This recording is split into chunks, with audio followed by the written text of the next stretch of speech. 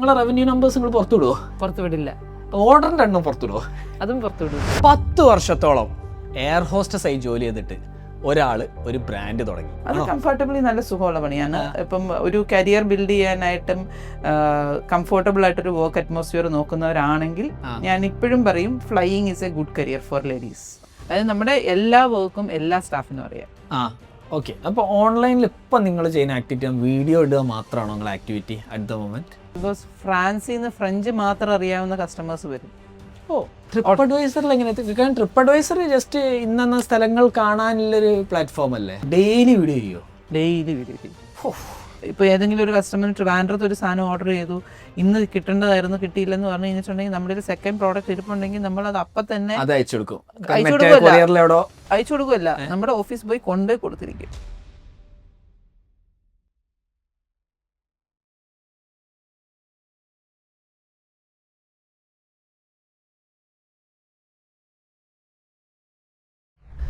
പത്ത് വർഷത്തോളം air hostess ആയി ജോലി ചെയ്തിട്ട് ഒരാൾ ഒരു ബ്രാൻഡ് തുടങ്ങി. അത് ഒരു ടൈലറിങ് ഷോപ്പിൽ നിന്ന് ഒരു സാരി ബ്രാൻഡായി മാറി. ടൈലറിങ് ഷോപ്പിൽ 1:1 കൺസൾട്ടേഷൻ ആണെങ്കിൽ അത് ഓൺലൈനിൽ ഒരു D2C ബ്രാൻഡായി മാറുകയാണ്. ഇന്ന് കോടികൾ വരുമാനമുള്ള അഹം കളക്ഷൻസ് ആണ് ആ ബ്രാൻഡ്. അഹം എന്ന ബ്രാൻഡിൻ്റെ ഫൗണ്ടറാണ് നമ്മളെ കൂടെ ഉള്ളത്. Dinu, welcome to the ecom show. കൈ കൊടുക്കാം. നിങ്ങളെ സ്ഥിരമായിട്ട് നമുക്ക് യൂട്യൂബിലും ഇൻസ്റ്റയിലും ഒക്കെ കാണാം. ahm.store. എന്താണ് ശരിക്കും ഒരു അഹം കളക്ഷൻസ് എന്നാണോ? അഹം ഡിസൈനർ ബുട്ടീക്ക് എന്നുള്ളതാണ് എൻ്റെ ആദ്യത്തെ നാമം എന്ന് വേണമെങ്കിൽ നമുക്ക് പറയാം. ഓക്കെ. എത്ര ഫോളോവേഴ്സ് ഉണ്ട് ഇപ്പോൾ യൂട്യൂബിലും ഇൻസ്റ്റാഗ്രാമിലും ഒക്കെ? ഇൻസ്റ്റാഗ്രാം ഞാനൊരു ഇച്ചിരി വീക്കാണ്. ഫേസ്ബുക്കിലും യൂട്യൂബിൽ ആക്ച്വലി 2 ചാനലുണ്ട്. യൂട്യൂബിൽ ഒരു ചാനലിൽ 3 lakhs മുകളിൽ ഫോളോവേഴ്സ് അങ്ങനെയാണ്ട് ഉണ്ട്.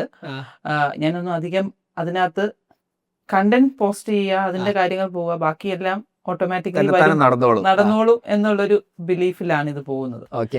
അപ്പം ഇൻസ്റ്റാഗ്രാം ഇപ്പൊ റീസെന്റ് 100K ആയിട്ടേ ഉള്ളൂ. ഫേസ്ബുക്കിൽ പക്ഷേ 500,000 ഫോളോവേഴ്സ് ഉണ്ട്.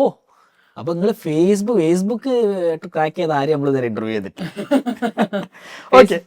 ഫേസ്ബുക്കാണ് നമ്മൾ മെയിൻ ആയിട്ട് മീഡിയം ഓഫ് കമ്മ്യൂണിക്കേഷൻ ആയിട്ട് കസ്റ്റമേഴ്സിന്റെ ഇടയ്ക്ക് യൂസ് ചെയ്തുകൊണ്ടിരിക്കുന്നത്. ഓക്കെ. എന്നാ പിന്നെ ആദ്യം നിങ്ങളെ കഥയിൽ നിന്ന് തുടങ്ങാം. എവിടെ നിന്നാണ് ഈ ഡിനു എന്നുള്ള പിന്നെ ഒരു ഓണ്ടർപ്രണർ ജനിക്കുന്നത്? ഡിനു എന്നുള്ളൊരു ഓണ്ടർപ്രണർ ജനിക്കുന്നതെന്ന് ചോദിച്ചു കഴിഞ്ഞിട്ടുണ്ടെങ്കിൽ ചെറുപ്പം തൊട്ടേ ആക്ച്വലി പറഞ്ഞ എന്തെങ്കിലും സ്വയം ചെയ്യണം എന്നൊരു ആഗ്രഹം ഉണ്ടായിരുന്നു. അപ്പം അതിങ്ങനെ ഉണ്ട്. അപ്പം പേരൻസിന്റെ അടുത്ത് പറയുമ്പോഴും നമ്മുടെ നാട്ടിലെ ഒരു നോർമൽ രീതിയാണല്ലോ, പെൺപിള്ളേരാണ്, കല്യാണം കഴിച്ച് വിടും. നിങ്ങൾ എന്തെങ്കിലും ഇവിടെ തുടങ്ങി കഴിഞ്ഞാൽ നീ എവിടെയെങ്കിലും കല്യാണം കഴിച്ച് പോയി കഴിയുമ്പോൾ ഞാനത് ചുമന്നുകൊണ്ട് നടക്കേണ്ട വരും എന്നുള്ളൊരു ആറ്റിറ്റ്യൂഡ്. അപ്പൊ അതിങ്ങനെ കയ്യിലുണ്ട്, ആഗ്രഹമുണ്ട്. പലതും ഇങ്ങനെ പ്രപ്പോസൽസും കാര്യങ്ങളും അപ്പൻ്റെ അടുത്ത് പറയും, പ്രത്യേകിച്ചൊന്നും നടക്കില്ല, ഇങ്ങനെ അങ്ങ് പോയി.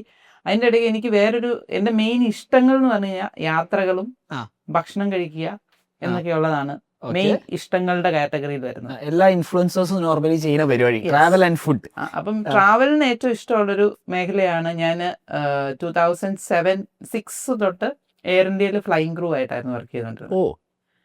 അപ്പം ഇൻ ബിറ്റ്വീൻ ഞാൻ സെന്റ് സാസിൽ നിന്ന് PG ചെയ്തതിന് ശേഷം ലേബർ ഇന്ത്യ പബ്ലിക്കേഷൻസിൽ ഞാൻ കണ്ടന്റ് ക്രിയേറ്റർ ആയിട്ടും വർക്ക് ചെയ്തിട്ടുണ്ട്. അതിന്റെ സമയത്തും ചെറിയ തോതിലുള്ള ഫ്ലവർ അറേഞ്ച്മെന്റ്സ് ഉണ്ടാക്കി ചെയ്യുന്ന ചെറിയ പരിപാടി. ലേബർ ഇന്ത്യ പിന്നെ എക്സാമിനേഷൻ ബുക്ക് അതിന്റെ അന്ന് അതിന് മൾട്ടിമീഡിയ വിങ് ഉണ്ട്. അതിന് മൾട്ടിമീഡിയ വിങ് ഉണ്ട്. Content for the magazine, online magazine. Animations വെച്ച് ചെയ്യുന്ന ഒരു ഇതുണ്ടായിരുന്നു അതിനകത്ത്. അത് ചെയ്യുന്നുണ്ടായിരുന്നു. അതിന് വേണ്ടിയിട്ട് അപ്പൊ ഇത് വേറൊന്നുമില്ല, ഇപ്പം എങ്ങനെയാണ് വെയിങ് ബാലൻസ് വർക്ക് ചെയ്യുന്നത്, അപ്പൊ അതിന്റെ ഒരു സ്ക്രിപ്റ്റ് നമ്മൾ ഉണ്ടാക്കണം. അപ്പൊ അതിനകത്ത് നമ്മൾ ഇപ്പൊ ഒരു കാർട്ടൂൺ ഫിഗറിനെയാണോ പ്ലേസ് ചെയ്യുന്നത്, അതേ ഒരു ബ്രിക്കിനെയാണോ പ്ലേസ് ചെയ്യുന്നത് എന്നുള്ളത് നമ്മൾ ഡിസൈഡ് ചെയ്ത് കൊടുത്താൽ ആ ആനിമേറ്റർ അതിനെ ഉണ്ടാക്കി അവിടെ പ്ലേസ് ചെയ്യും. അന്നും ആദ്യത്തെ ഒരു യൂട്യൂബ് ചാനൽ എന്ന് പറയുന്നത് തന്നെ സഞ്ചാരം, സന്തോഷ് ജോർജ് കുളങ്ങരയുടെ ആ ഒരു സാധനമാണല്ലോ. അപ്പൊ അതിനകത്ത് ഞാൻ കുറച്ച് ഉദി ചെയ്തിട്ടുണ്ട്. അത് കഴിഞ്ഞ് പിന്നെ സെൻട്രൽ സാസിൽ വർക്ക് ചെയ്യുന്ന സമയത്താണ് ഞാൻ PG ചെയ്തോണ്ടിരിക്കുന്ന സമയത്താണ് ഇന്റർവ്യൂ അറ്റൻഡ് ചെയ്യുന്നത് എയർ ഇന്ത്യയുടെ. അപ്പൊ സെൻട്രൽ സാസിൽ വർക്ക് ചെയ്തതാണോ അല്ലെങ്കിൽ പഠിച്ചതാണോ? പഠിച്ചു വർക്ക് ചെയ്തു. പഠിച്ച് അവിടെ തന്നെ വർക്ക് ചെയ്തു. നൈസ്. അങ്ങനത്തെ കുറച്ച് എക്സ്പീരിയൻസ് ഉണ്ട് പല ക്രൗഡിൽ നിന്നുള്ള. എന്നിട്ട് എയർ ഇന്ത്യയില് ഫ്ലൈയിങ് ക്രൂ അത് പഠിച്ചുകൊണ്ടിരിക്കുന്ന സമയത്ത് ഇന്റർവ്യൂ അറ്റൻഡ് ചെയ്ത. അപ്പം എയർ ഇന്ത്യയിൽ അപ്ലൈ ചെയ്തു. 2.5 years കഴിഞ്ഞിട്ടാണ് എൻ്റെ പ്ലേസ്മെന്റ് വരുന്നത്. ഓ. സെൻട്രൽ ഗവൺമെന്റ് ആണല്ലോ, ആ പ്രോസസ്സിംഗ് എല്ലാം കറങ്ങി വന്നപ്പം 2.5 years കഴിഞ്ഞപ്പോഴാണ് അതിന്റെ പ്ലേസ്മെന്റ് വരുന്നത്. ഞാൻ ജോയിൻ ചെയ്തു. നിങ്ങൾക്കൊരു ഷോപ്പിഫൈ സ്റ്റോർ ഉണ്ടോ? അതിൻ്റെ അകത്ത് ആവശ്യത്തിൽ കൂടുതൽ ട്രാഫിക്കും ഉണ്ട്, പക്ഷേ സെയിൽസ് അധികം വരുന്നില്ലേ? It could be A problem with your page experience. fixmystore.com എന്നുള്ള ഫങ്ഷനാലിറ്റി ഉള്ള ടൂള് എക്സാക്ട്ലി ഈ പ്രോബ്ലംസ് ഫൈൻഡ് ഔട്ട് ചെയ്തിട്ട് നിങ്ങളുടെ കൺവേർഷൻസ് കൂട്ടാനുള്ള ഒരു മെക്കാനിസമാണ്. ഇന്നത്തെ എപ്പിസോഡിന്റെ സ്പോൺസറും fixmystore.com ആണ്. ഇതിന്റെ കൂടുതൽ ഡീറ്റെയിൽസ് ഡിസ്ക്രിപ്ഷൻസിലുണ്ട്. Now back to the episode. Offer letter നേരത്തെ കിട്ടിയിരുന്നോ? ഇല്ല. ഓ, സെൻട്രസാസി വർക്ക് ചെയ്തുകൊണ്ടിരിക്കുമ്പോഴാണ് ഓഫർ ലെറ്റർ കിട്ടുന്നത്. അത് ശരി. വിത്തിൻ 1 month ഒത്തിരി ഫോർമാലിറ്റീസ് ഉണ്ട്. നമ്മുടെ full body checkup, medical check-ups, പിന്നെ ബ്ലഡ് റിലേഷൻ ഇല്ലാത്ത ഇവരുടെ ഇത് വേണം, gazetted this is the person എന്നുള്ള 7 പീപ്പിളിന്റെ ഗസറ്റഡ് സൈൻ വേണം. ഓ, അങ്ങനെ അതെല്ലാം സംഘടിപ്പിച്ച് ജൂണിൽ അങ്ങ് ചെല്ലുന്നു. പിന്നെ 2016 വരെ എയർ ഇന്ത്യയിൽ ഉണ്ടായിരുന്നു. ഓക്കെ. പക്ഷെ അതിന്റെ ഇടയ്ക്ക് 2000 അപ്പൊ ലോകം മൊത്തം പോയോ? ലോകം മൊത്തം എന്ന് പറയാൻ പറ്റില്ല, ഇവർക്ക് ഫ്ലൈറ്റ് ഓപ്പറേഷൻസ് ഉള്ള സമയങ്ങളിലൊക്കെ പോയി. എത്ര കൺട്രീസിൽ പോയിട്ടോ? ഓൾമോസ്റ്റ് എല്ലായിടത്തും തന്നെ പോയിട്ടുണ്ടെന്ന് വേണമെങ്കിൽ പറയാം. മെയിൻ ആയിട്ട് എയർ ഇന്ത്യയിൽ ഞാൻ ജോയിൻ ചെയ്തു. അന്നേരമാണ് എക്സ്പ്രസ് സ്റ്റാർട്ട് ചെയ്യുന്നത്, എയർ ഇന്ത്യ എക്സ്പ്രസ്. അതിന്റെ ട്രിവാൻഡ്രം ബേസിലോട്ട് നമ്മൾ ട്രിവാൻഡ്രം ബേസിൽ വന്ന് ജോയിൻ ചെയ്തു. അപ്പൊ അങ്ങനെയാണ് അതിന്റെ ആ ഒരു ട്രിവാൻഡ്രം ബേസിൽ വന്നു കഴിഞ്ഞപ്പോൾ പിന്നെ എനിക്ക് റിക്വയർമെന്റ്സ് ഫോർ പേഴ്സണൽ. 2010 കല്യാണം കഴിയുന്നവരെ നമുക്ക് എവിടെ വേണേലും എപ്പോൾ വേണമെങ്കിലും പോവാം. കല്യാണം കഴിഞ്ഞ് കഴിയുമ്പോൾ നമുക്ക് റെസ്ട്രിക്ഷൻസ് വരും കേട്ടോ. മീൻസ് ഇതും ഫ്ലൈയിങ് ഡ്യൂട്ടിയും ഇതും എല്ലാം കൂടെ മാനേജ് ചെയ്യുന്നത്. അപ്പൊ അങ്ങനെയാണ് ഞാനൊരു സ്റ്റിച്ചിങ് സ്ഥലം ട്രിവാൻഡ്രത്ത്, എനിക്ക് അന്ന് പരിചയക്കുറവ് കൊണ്ട് കുറച്ച് കിട്ടിയിട്ടില്ലായിരുന്നു. അന്നേരം കൊച്ചി പോയി വരുമായിരുന്നു. അപ്പോൾ അങ്ങനെ വന്നു. പിന്നെ അത് കഴിഞ്ഞപ്പോഴത്തേക്കും ഫ്രണ്ട് സർക്കിളും എല്ലാവരും കൂടെ പറഞ്ഞു, ഞാനിങ്ങനെ കൺസെപ്റ്റ് ഐഡിയാസ് ഒക്കെ കൊടുത്ത് നമ്മൾ തന്നെ തയ്ക്കും. അപ്പൊ അതെന്തുകൊണ്ട് ഡിനുവിന് തന്നെ ചെയ്തുകൂടാ എന്നുള്ളൊരു ഇതുണ്ടായിരുന്നു. അപ്പം ഹസ്ബൻഡിന്റെ ഫ്രണ്ട്സും അങ്ങനെ സജഷൻസ് തന്നു. അപ്പൊ അങ്ങനെ ഒരെണ്ണം 2013 May 20th സ്റ്റാർട്ട് ചെയ്തു. പക്ഷെ 2016 വരെ ഞങ്ങൾ എയർ ഇന്ത്യയിൽ തന്നെയായിരുന്നു ഉണ്ടായിരുന്നു. ഓക്കെ. അപ്പൊ ഇത് ഈ ഫ്ലൈയിങ്ങും ഈ ഓണ്ടർപ്രീനർഷിപ്പും എങ്ങനെ നടക്കും? അത് ഇനിഷ്യലി നമുക്കൊരു ഏർജ് ഉണ്ടല്ലോ, ഇപ്പോഴും ഉണ്ട് അത്. എങ്കിലും അന്നേരം ഇത് രണ്ടും കൂടെ മാനേജ് ചെയ്യും. ബിക്കോസ് എയർ ഇന്ത്യയിൽ എനിക്ക് 15 days ബേസിൽ ഉണ്ടായിരുന്നാ മതി. ഓക്കെ. അപ്പം ട്രിവാൻഡ്രത്ത് ഉണ്ടായിരിക്കണം. എന്തെങ്കിലും ഒരു ഫ്ലൈറ്റിന്റെ ഒരു ക്രൂ ക്യാൻസൽ ആവുകയാണെന്നുണ്ടെങ്കിൽ നമ്മൾ അവൈലബിൾ ആയിരിക്കണം ട്രിവാൻഡ്രത്ത് തന്നെ. അത്രയും മാത്രമേ അതിനകത്തൊരു ഇതുണ്ടായിരുന്നുള്ളൂ. അപ്പം 7 to 10 days ഒരു മന്തിൽ ജോലി ഉണ്ടാവത്തുള്ളൂ. അപ്പൊ ബാക്കി സമയം നമുക്ക് ഫ്രീഡം ഉണ്ട്. ഓക്കെ. അപ്പോ അന്നേരം ഞാൻ ഉള്ളപ്പം മാത്രം സ്റ്റോർ ഓപ്പൺ ചെയ്യുക, അതായിരുന്നു ഇനിഷ്യൽ. ഓക്കെ. ഇത് കട്ടിംഗ് മാസ്റ്റർ ഒരു മാസ്റ്റർ മാത്രമാണ് ഉണ്ടായിരുന്നത്. പുള്ളി തന്നെ ഞാൻ പാറ്റേൺസ് എല്ലാം കൊടുത്തേച്ച് പോകും. പുള്ളി വൈകുന്നേരം ആകുമ്പോൾ തീർത്ത് വയ്ക്കും. ഞാൻ ഡ്യൂട്ടി കഴിഞ്ഞ് വരുമ്പോൾ കാണിക്കും, പ്രൊസീഡ് ചെയ്യും. അപ്പം ഈ ഡിസൈനിങ് മാത്രമേ ഉള്ളൂ. പാറ്റേൺസ് നിങ്ങൾക്ക് എവിടുന്നാ കിട്ടുക? അതൊക്കെ ഇങ്ങനെ പല പല സോഴ്സിൽ നിന്ന് തപ്പും. പിന്നെ ഇൻട്രസ്റ്റ് തപ്പും. പിന്നെ എല്ലാവരും എന്നെ കളിയാക്കുന്നതാണ്, എത്ര രാത്രി ആയാലും കാണുന്ന കുറച്ച് ഹിന്ദി സീരീസ് ഉണ്ട്, അതിനകത്തുനിന്നൊക്കെ എടുക്കും. ബിക്കോസ് നമുക്ക് എപ്പോഴും സൗത്തിനേക്കാളും കൂടുതൽ കളർ കോമ്പിനേഷൻസും ഇൻസ്പിറേഷൻസും കിട്ടുന്നത് നോർത്ത് ഇന്ത്യൻ ഇതിൽ നിന്നാണ്. അത് നമ്മുടെ സ്റ്റൈലിനനുസരിച്ച് അഡോപ്റ്റ് ചെയ്യുന്ന ഒരു ഇതുണ്ട്. അവിടുത്തെ എത്രമാത്രം വൈഡ് നെക്കാണെങ്കിലും കേരളത്തിൽ അത്രയും വൈഡ് നെക്ക് അത്രയും നമ്മൾ വെയർ ചെയ്യുന്നു. ഇപ്പൊ അല്ല, ഞാൻ പറഞ്ഞ ഈ 2013 കാലഘട്ടങ്ങളിൽ ഇല്ലായിരുന്നു. അപ്പൊ ആ വെറൈറ്റീസ് ഓഫ് പാറ്റേൺസ് ഇവിടെ ചെയ്യാനായിട്ട് ആരും ഇല്ലായിരുന്നു. അല്ലെങ്കിൽ നമ്മൾ അവരുടെ കൂടെ ഇരുന്ന് ചെയ്യിപ്പിക്കണമായിരുന്നു. അപ്പം ആ മാസ്റ്റേഴ്സ്, അന്ന് തൊട്ടുള്ള മാസ്റ്റേഴ്സ് ഇന്നും എൻ്റെ കൂടെ ഉണ്ട്. അപ്പൊ അവര് അത് ഫുൾഫില്ല് ചെയ്ത് അങ്ങനെയാണ്. അപ്പം ട്രിവാൻഡ്രത്തുള്ള കുറേശ്ശെ അറിഞ്ഞറിഞ്ഞ് വന്ന് ആണ് ഞാൻ ഈ ഒരു ബ്രാൻഡിലോട്ട് എത്തുന്നത്. ഓക്കെ. അപ്പൊ ഈ പാറ്റേൺ എന്ന് പറയുമ്പോൾ ഇതിന്റെ ഒരു എന്താ പറയാ, സ്ട്രക്ചർ ആണോ അല്ലെങ്കിൽ ഇതിന്റെ ഡിസൈൻ ആണോ, വാട്ട് ഈസ് ഇറ്റ്? എനിക്ക് ഇതിനെ പറ്റി ഒന്നും അറിയില്ല. അങ്ങനെ ചോദിച്ചു കഴിഞ്ഞിട്ടുണ്ടെങ്കിൽ ഇതെല്ലാം ഇതിനകത്ത് ഇൻക്ലൂഡഡ് ആണ്. ഇപ്പം ആക്ച്വലി ഒരു അറ്റയർ അല്ലെങ്കിൽ ഒരു ഡ്രസ്സ് നമ്മൾ ചെയ്യുമ്പോൾ ഒരാളുടെ ബോഡിയുടെ ഫാക്ടേഴ്സ് നമ്മൾ മനസ്സിലാക്കണം. അവരുടെ കോൺഫിഡൻസ്, പേഴ്സണാലിറ്റി ആണ് ഇതെന്ന് പറയുന്നത്. അപ്പം അഹം എന്ന് പറഞ്ഞു കഴിഞ്ഞാൽ ഞാൻ എന്ന വാക്കിന്റെ അർത്ഥം വരുന്നത് സാൻസ്ക്രിറ്റ് മീനിങ്ങിൽ ഞാൻ എന്നാണ് പറയുന്നത്. ഞാൻ പേഴ്സണലി അതിന് ഇട്ട് വെച്ചിരിക്കുന്ന ഒരു മീനിങ് എന്ന് പറഞ്ഞാൽ find the designer in you. എല്ലാവർക്കും അവരവരുടേതായ ഒരു ടേസ്റ്റ് ഉണ്ട്.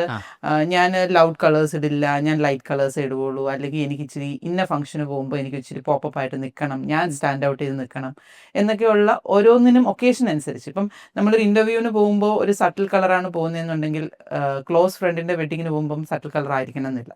അപ്പൊ അതിനനുസരിച്ച് നമുക്ക് അറ്റയർ ഡിസൈൻ ചെയ്യാൻ പറ്റും. കറക്റ്റ്. അപ്പം ആ ഫാക്ടേഴ്സ് ഫുൾഫിൽ ചെയ്ത് കൊടുക്കുന്ന രീതിയിലാണ് നമ്മൾ സ്റ്റാർട്ട് ചെയ്യുന്നത്. അപ്പം ഇനിഷ്യലി തന്നെ ബ്രൈഡൽസ് ആണ് നമ്മുടെ അടുത്ത് കൂടുതലായിട്ട് വന്നത്.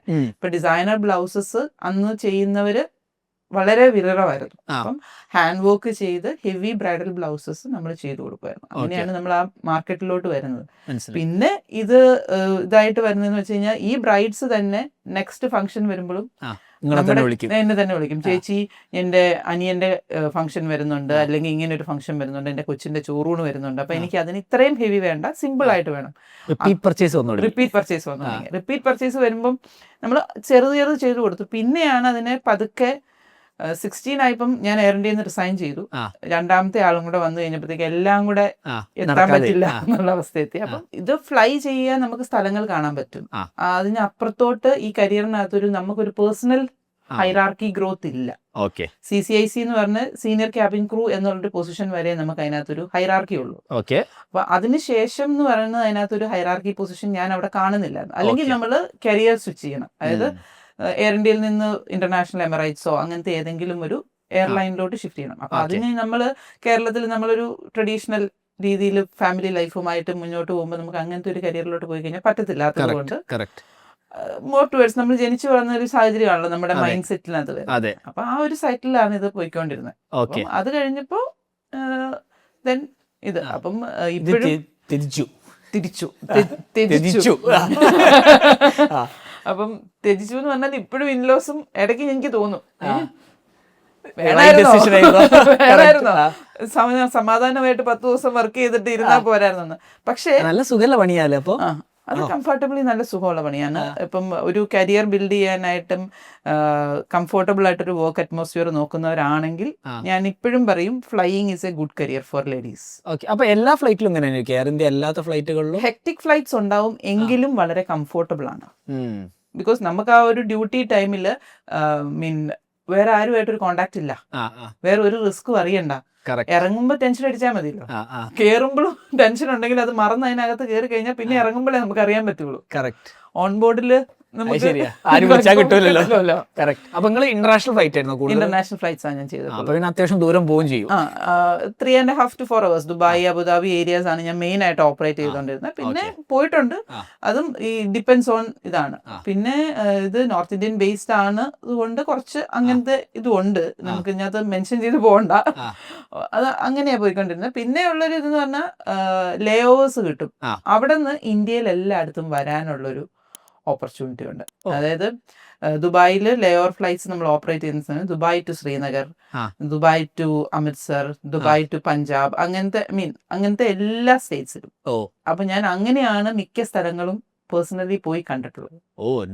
നമ്മുടെ വീട്ടിൽ നിന്നുള്ള ഒരു കൾച്ചർ അനുസരിച്ച് നമ്മൾ കേരളം വിട്ട് ഒരു പരിധി വിട്ട് പോകില്ലല്ലോ. എസ്പെഷ്യലി പെൺപിള്ളേരെ നമ്മൾ അങ്ങനെ വിടത്തില്ലായിരുന്നു. കല്യാണം കഴിഞ്ഞ് കഴിയുമ്പോൾ പോകാന്ന് പറഞ്ഞുകൊണ്ട് ഇപ്പൊ ഒത്തിരി റീൽസും നമ്മൾ കാണാറുണ്ട്. അപ്പം അങ്ങനത്തെ ഒരു കൾച്ചറൽ ബാക്ക്ഗ്രൗണ്ടിൽ വരുമ്പോൾ പിന്നെ എന്റെ അപ്പ പൊതുവെ പെൺപിള്ളേര് തന്നെ ഇത് ചെയ്യണം എന്നുള്ള ഇതിലുള്ളത് കൊണ്ട് തന്നെ വിടുമായിരുന്നു. വിത്തിൻ ദ സർക്കിൾ ആണെങ്കിലും കുറച്ചും കൂടെ ഇതാണ്. അപ്പൊ ട്രാവലിംഗും ഫുഡും അതിന്റെ അകത്ത് തീർന്നിട്ട് അപ്പം അത് നമുക്ക് എക്സ്പ്ലോർ ചെയ്യാനും അറിയാനും ഉള്ളൊരു പഠിക്കാനും. ബിക്കോസ് ഫ്ലൈയിങ് കരിയറിൽ നമ്മളെ പഠിപ്പിക്കുകയും ചെയ്യും ഇങ്ങനത്തെ കാര്യങ്ങൾ എങ്ങനെയാണ് സെർവ് ചെയ്യേണ്ടത്, അതിന്റെ എറ്റിക്യൂറ്റ് കംപ്ലീറ്റ് നമുക്കൊന്ന് പറഞ്ഞു തരുവൊക്കെ ചെയ്യും. അപ്പൊ അതൊക്കെ അങ്ങനെ ഞങ്ങള് പിന്നെ 2016 ഫുൾ ടൈം ഇതിനകത്തേക്ക് വരുന്നു. അപ്പൊ എങ്ങനെയായിരുന്നു ആദ്യത്തെ കുറച്ച് കസ്റ്റമേഴ്സിനൊക്കെ അക്വയർ ചെയ്തത്? ഫസ്റ്റ് കസ്റ്റമർ ദിവ്യ കിളിമാനൂർ. ഇപ്പോഴും ഞാൻ ഓർക്കുന്നു. അല്ല, അത്രയും ട്രസ്റ്റി ആയിട്ട് നമുക്ക് കൊണ്ടുപോയി ബ്രൈഡൽ അറ്റയർ തരിക എന്ന് പറയുന്നത് പുള്ളിക്കാരിക്കും ഒരു ട്രസ്റ്റ് വേണമല്ലോ. അത് ചെയ്തു കൊടുത്തത് ഞാൻ ഇപ്പോഴും ഓർക്കുന്നുണ്ട്. ഫ്രണ്ട് ആയിരുന്നു? അല്ല, അത് ഒരു വാക്ക് ഇൻ കസ്റ്റമർ ആയിരുന്നു. സ്റ്റോർ തുടങ്ങി ആ കസ്റ്റമർ വാക്ക് ഇൻ ചെയ്തു. 2013 മെയ് 20 നമ്മൾ സ്റ്റോർ ഓപ്പൺ ചെയ്തു. അന്നേരം ഈ വന്നും പോയുമാണ് നമ്മളിത് ചെയ്യുന്നത്. ഒരു നവംബറോട് കൂടി എൻ്റെ ഫസ്റ്റ് സ്റ്റാഫ് ടൈലറിന് കട്ടിംഗ് മാസ്റ്ററിനെ ആദ്യം നായർ മാസ്റ്ററിനെ ആദ്യം ഞാൻ കണ്ടുപിടിച്ചിരുന്നു. അത് കഴിഞ്ഞിട്ട് ഒരു ഡിസൈനർ എന്ന് പറഞ്ഞിട്ട് രാകേഷ് ജോയിൻ ചെയ്യുന്നത് എൻ്റെ നവംബറിലാണ്. ഡിസംബറോട് അടുപ്പിച്ചാന്ന് തോന്നുന്നു. ഈ ഡേറ്റ് ഞാൻ കറക്റ്റ് ആയിട്ട് ഓർക്കുന്നില്ല. ദിവ്യയുടെ കല്യാണത്തിന്റെ അറ്റൻഡ് അതാണ് അതിനകത്ത് ഫസ്റ്റ് ഫുൾ ഔട്ട്ഫിറ്റ് ആയിട്ട് ചെയ്യുന്നത്. ബ്ലൗസസ് ചെയ്ത് പോവാന്ന് പറഞ്ഞാൽ നമുക്ക് അത് അങ്ങനെയല്ലല്ലോ. അപ്പൊ ആടുന്ന് അങ്ങോട്ട് പിന്നെ എങ്ങനെയായിരുന്നു? വേർഡ് ഓഫ് മൗത്ത് ആയിരുന്നു? ഫുള്ള് വേർഡ് ഓഫ് മൗത്ത് ആയിരുന്നു, മെയിൻ ആയിട്ട് വേർഡ് ഓഫ് മൗത്ത് ആയിരുന്നു. അപ്പൊ അതങ്ങനെ അതിന്റെ പബ്ലിസിറ്റിയിൽ ഒരു ബ്ലൗസ് കണ്ടിട്ടുള്ളവർ ഒരു വെഡിങ്ങിന് ചെല്ലുമ്പോൾ നെക്സ്റ്റ് ആൾക്കാരെ ഇത് എവിടെ സെറ്റ് ഓഫ് കസ്റ്റമേഴ്സിനെ കിട്ടും വരും. അപ്പം അങ്ങനെ അക്യൂർ ചെയ്ത് വന്നു. പിന്നെ ഇവര് അടുത്ത ഫംഗ്ഷന് വേണ്ടിയിട്ട് ചോദിച്ചു തുടങ്ങി. അപ്പൊ അതും റിപ്പീറ്റും വന്നു തുടങ്ങി, ഫുൾഫില്ല് ചെയ്ത് പോയി തുടങ്ങി. പിന്നെ വന്ന ഒരു മെയിൻ ഇഷ്യൂ ആണ് സെയിം ഡേറ്റിൽ മൾട്ടിപ്പിൾ ഓർഡേഴ്സ് വരുമ്പോ നമുക്ക് എന്ത് ചെയ്യും. ഈ ബുക്കിനകത്ത് പേജ് മറിച്ച് നോക്കുന്ന പരിപാടി വരുമ്പോഴത്തേക്കും പ്രാന്താവും. ഈ പ്രാന്ത് വീട്ടിൽ വരും. അപ്പൊ അങ്ങനെയാണ് ഹസ്ബൻഡിന്റെ ഹെൽപ്പോട് കൂടി ഹസ്ബൻഡിന്റെ ഫ്രണ്ട്സ് എല്ലാവരും കൂടി എനിക്ക് ഒരു സോഫ്റ്റ്വെയർ ഡെവലപ്പ് ചെയ്തത്. കസ്റ്റം ഓർഡർ ട്രാക്കർ എന്ന് പറഞ്ഞൊരു സാധനം. അതായത് ഒരു കലണ്ടറിന്റെ ഇതിനകത്ത് പല പല ഡേറ്റ്സിനകത്ത് ഓരോ ദിവസവും എത്ര പീസുകൾ, അതിൽ എന്തൊക്കെ സാധനങ്ങൾ. ഓക്കെ. അപ്പൊ നമുക്ക് നമ്മുടെ ബാക്ക് എൻഡ് വർക്ക് ഫോഴ്സിനെ കൂട്ടണോ കുറയ്ക്കണോ എന്നൊക്കെയുള്ള കാര്യങ്ങൾ നമുക്ക് അതിൽ നിന്ന് തന്നെ ഔട്ട്കം കിട്ടുന്ന രീതിയിൽ. അപ്പൊ ഒരു ഔട്ട്ഫിറ്റ് അതിനകത്ത് കുറെ പാർട്സ് ഉണ്ടാവൂലേ? എത്ര പാർട്സ് ഉണ്ടാവും? ലൈക്ക് അങ്ങനെ ഞാൻ നോക്കണമെങ്കിൽ ഞാൻ ഇപ്പൊ പറഞ്ഞു നോക്കേണ്ടി വരും. മെറ്റീരിയൽ സോഴ്സ് ചെയ്യണം. മെറ്റീരിയൽ സോഴ്സ് ചെയ്തിട്ട് ബോഡി മെഷർമെന്റ്സ് എടുക്കണം. ബോഡി മെഷർമെന്റ്സ് മാർക്ക് ചെയ്യണം.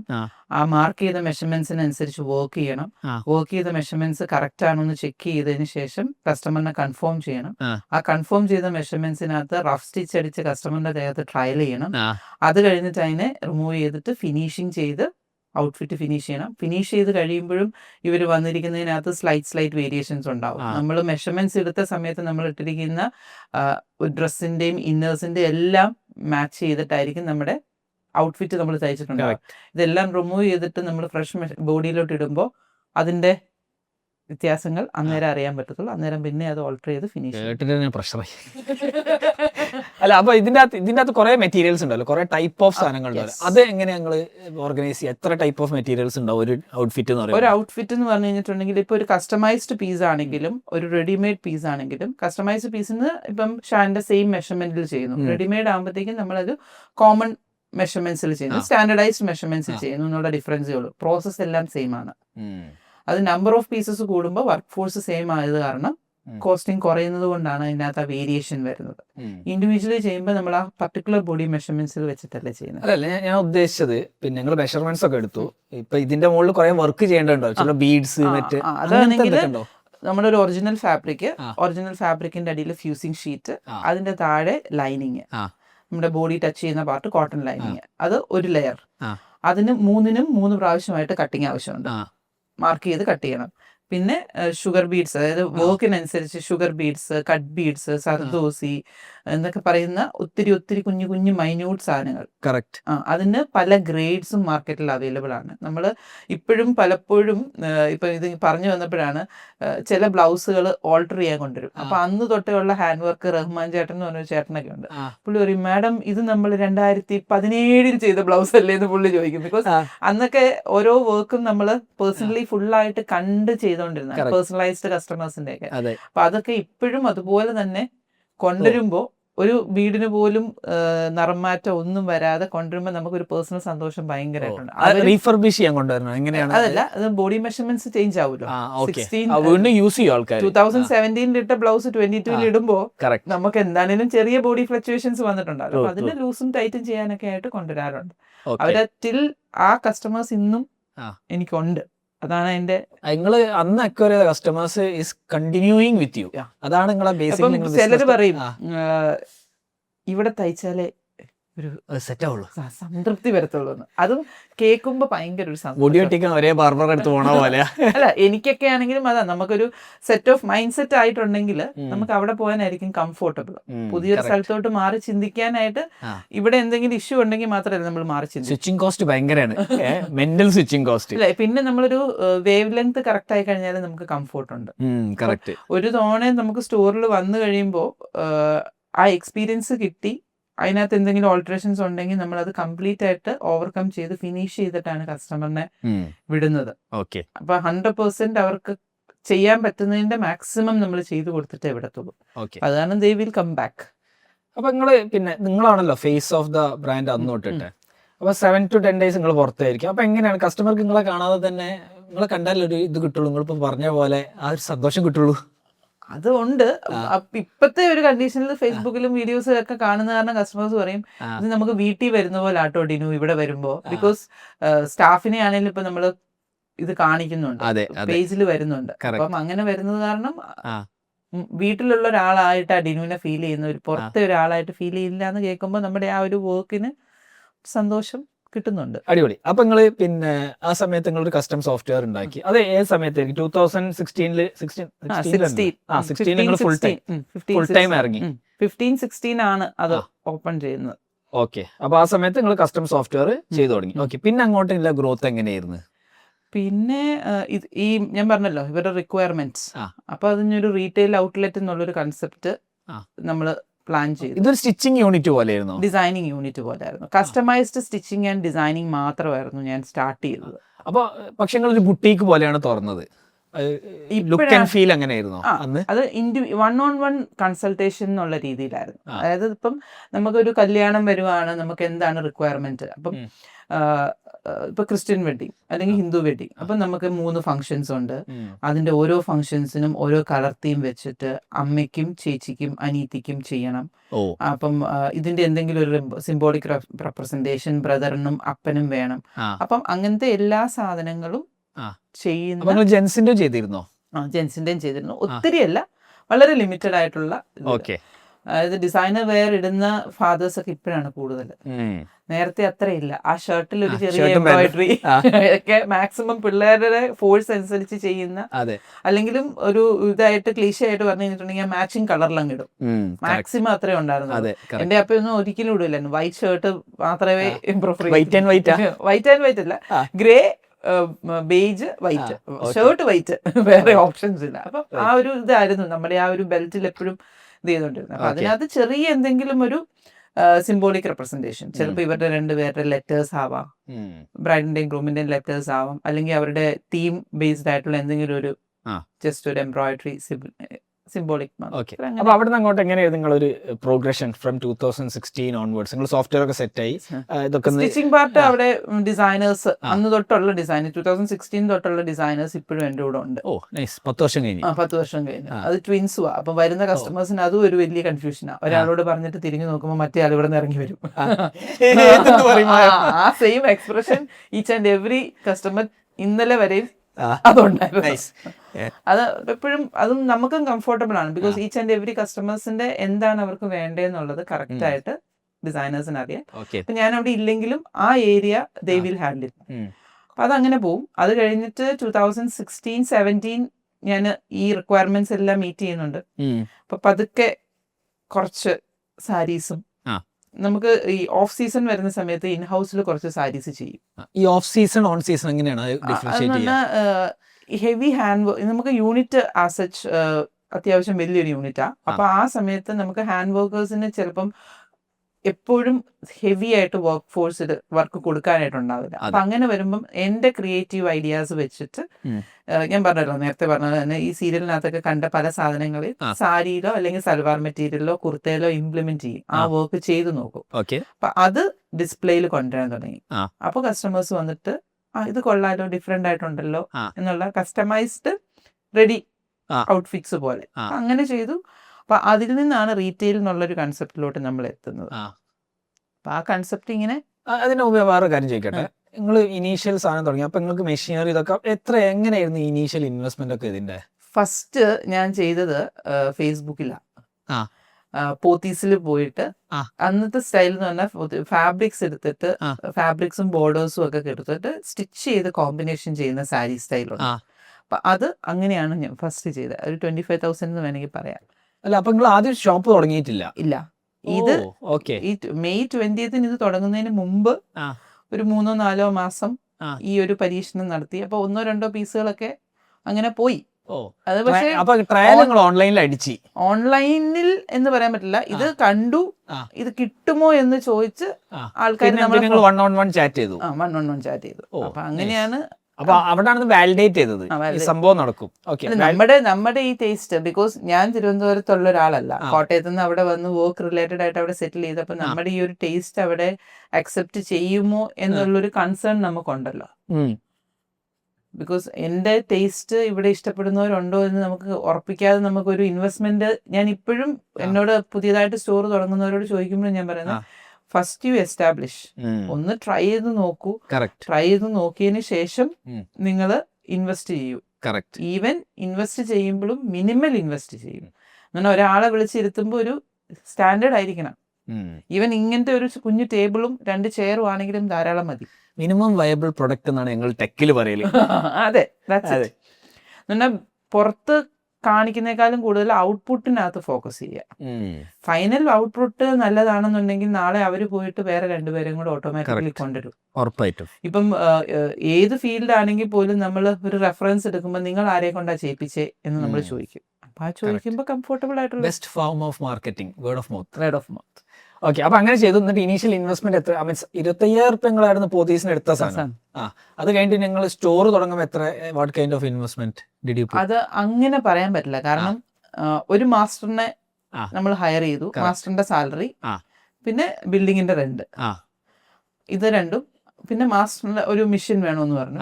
അപ്പൊ അന്ന് 17,000 നോർമൽ മെഷീന്, 4,500 ഇന്റർലോക്ക് മെഷീന്, പിന്നെ ഒരു കട്ടിംഗ് ടേബിൾ വേണം, പിന്നെ സിസേഴ്സ് വേണം. അങ്ങനത്തെ ആ ബേസിക് റിക്വയർമെന്റ്സ് മാത്രം മീറ്റ് ചെയ്ത് പോയി. ഓരോന്നിൽ നിന്ന് വരുന്ന പ്രോഫിറ്റിൽ നിന്നാണ് ഇത് ഓരോന്നും ബിൽഡ് ചെയ്ത് കൊണ്ടുപോകും. അല്ലാതെ ഞങ്ങൾ പണ്ട് വാടകയ്ക്ക് ഇരുന്ന് ക്യാമറ എടുക്കല്, ഇപ്പൊ സ്വന്തം ക്യാമറ ഒക്കെ ആയി. അപ്പൊ അതേപോലെയാണ് അത് തന്നെ. എന്ന് ഞാൻ ഒത്തിരി ഇൻവെസ്റ്റ് ചെയ്ത് എനിക്ക് പേടിയുണ്ടായിരുന്നു. ടു ബി ഓൺ ടച്ച് വുഡിൽ പറഞ്ഞു കഴിഞ്ഞിട്ടുണ്ടെങ്കിൽ നമ്മള് എക്സ്ട്രാ കൊണ്ടുപോയി ഇട്ടിട്ട് കൈ പൊള്ളരുതെന്ന് പറയല്ലേ, ആ രീതിയിൽ തന്നെയാ പോയി. പക്ഷെ നല്ല സപ്പോർട്ടീവ് സിസ്റ്റത്തോടു കൂടിയാണ് ട്രിവാൻഡ്രം നമ്മളെ അക്സെപ്റ്റ് ചെയ്തത്. ബിക്കോസ് എനിക്ക് അങ്ങനെ ഫ്രണ്ട് സർക്കിൾ ഒന്നും ഇല്ലായിരുന്നു ട്രിവാൻഡ്രം. പക്ഷെ ഇപ്പം ഫ്രണ്ട്സേ ഉള്ളൂ.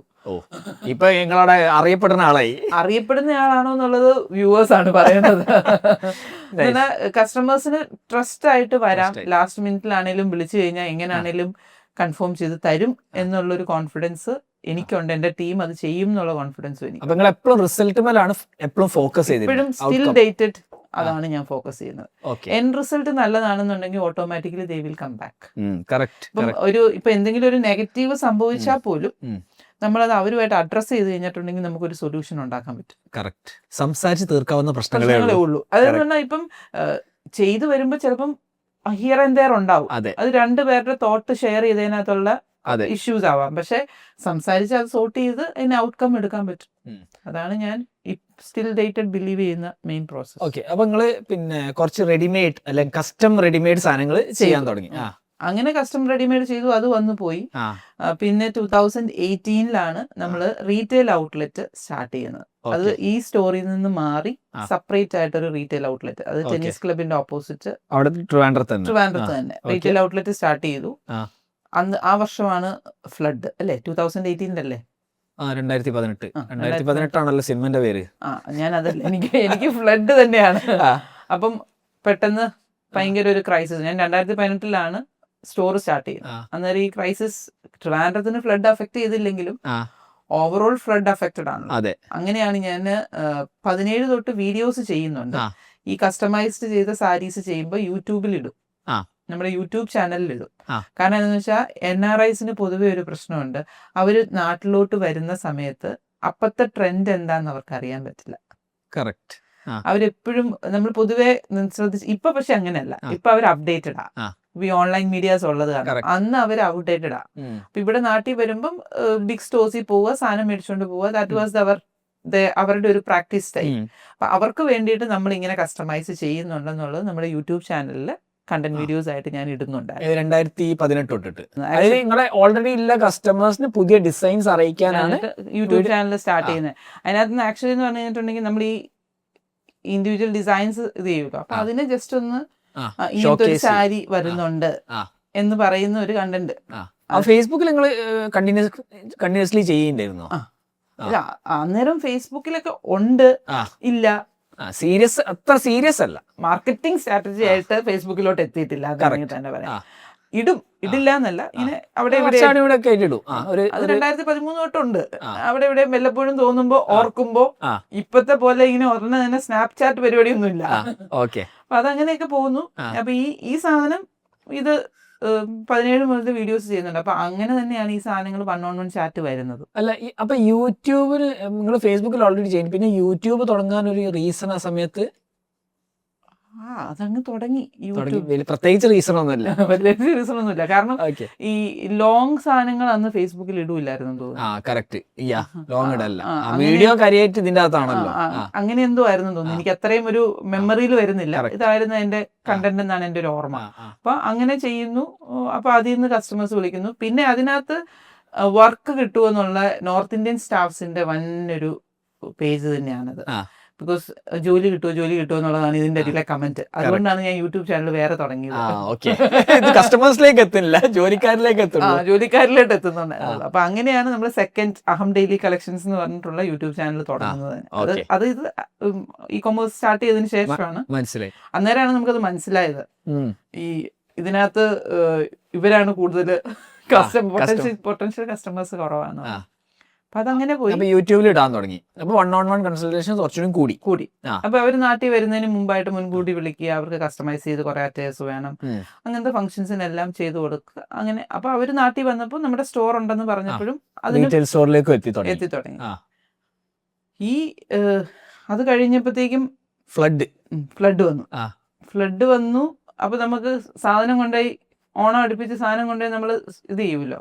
അത് ഡിഫറെന്റ് സ്ഥലങ്ങളിൽ പോയി സെർച്ച് ചെയ്ത് ഡിഫറെന്റ് ആയിട്ടുള്ള കേരള സാരീസിന്റെ പ്രിന്റിങ്ങും അങ്ങനെയുള്ളതെല്ലാം ചെയ്യിപ്പിച്ച് എല്ലാം കൊണ്ടുപോയി വെച്ചു. ഫ്ലഡ് വന്നു, മാർക്കറ്റ് ഡള്ളായി. അപ്പൊ നമുക്ക് വെൻഡേഴ്സിന് റീപേയ്മെന്റ് കൊടുക്കണം, അങ്ങനത്തെ ബാക്ക് എൻഡ്സ് തലവേദനകൾ ഉണ്ടല്ലോ, ക്രെഡിറ്റുകൾ ഉണ്ടല്ലോ.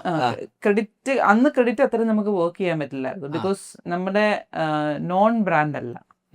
അപ്പൊ നമുക്ക് ആ ലിമിറ്റ് വെൻഡേഴ്സിന് ക്രെഡിറ്റ് നിങ്ങൾക്ക് കിട്ടൂലായിരുന്നോ? അന്നൊന്നും അത്രയും ആവട്ടില്ല. ബിക്കോസ് കാരണം എന്താണെന്ന് വെച്ചാൽ നമ്മളെ പബ്ലിക്കിന് അറിയത്തില്ല, വെൻഡേഴ്സിന് അറിയത്തില്ല. മനസ്സിലായി. നമ്മൾ ഫാബ്രിക് സോഴ്സ് ചെയ്തിട്ട് വർക്ക് ചെയ്യുന്ന ഒരു ഇതായിട്ടാണെങ്കിൽ നമ്മൾ ഫാബ്രിക് എടുക്കുമ്പോൾ ഓൺ പ്രൈസ് കൊടുത്തിട്ട് ഫാബ്രിക് എടുത്ത് ചെയ്യുന്നു. പക്ഷെ അങ്ങനെ എനിക്ക് അറിയത്തില്ലായിരുന്നു. പിന്നെ 2019 അടുത്ത ഇഷ്യൂ വന്നല്ലോ നമ്മുടെ 2019 ലാസ്റ്റില് കോവിഡ് അല്ലോ, കോവിഡ് ഫുള്ളി വന്നപ്പോ. അതായത് ഡിസംബർ മുതൽ കോഴിക്കോട് സൈഡില് നിപ്പ ഉണ്ടായിരുന്നു. അപ്പൊ അങ്ങനത്തെയൊക്കെ പല പല പ്രശ്നങ്ങൾ ഇതെല്ലാം ബിസിനസിനെ ഇൻഡയറക്ട്ലി അഫക്ട് ചെയ്യുന്നുണ്ടായിരുന്നു. പക്ഷെ മറ്റേ സൈഡിൽ ഡിസൈനിങ് യൂണിറ്റും കസ്റ്റമൈസേഷനും പോകുന്നുണ്ട്. റീറ്റെയിൽ സ്റ്റോർ അത്രയും ആവുന്നില്ല, നമ്മൾ ഉദ്ദേശിച്ച രീതിയിലുള്ള ഒരു ഫുട്ഫോളോ കാര്യങ്ങളോ വരുന്നില്ലായിരുന്നു. പിന്നെ നെക്സ്റ്റ് നമ്മുടെ കേരളത്തിന്റെ മഹാമാരി, കേരളത്തിന്റെ അല്ല ലോകമെമ്പാടുമുള്ള മഹാമാരി കോവിഡ് ഹിറ്റ് കംപ്ലീറ്റ് തീരുമാനമായി.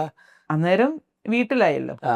അന്നേരത്തേക്കും നമ്മൾ പതുക്കെ ഒരു ഫ്രണ്ടിനെ കൊണ്ട് ഈ കൊമേഴ്സിന്റെ, അതിനു മുമ്പ് നമ്മൾ ചില പരീക്ഷണങ്ങളൊക്കെ നടത്തി. പക്ഷെ അതിനകത്തോട്ട് ട്രാഫിക് ഒന്നും എത്തുന്നില്ല, അങ്ങനത്തെയൊക്കെ പ്രശ്നം. നമുക്കിതൊന്നും ചെയ്ത് പരിചയമില്ലല്ലോ. അതെ.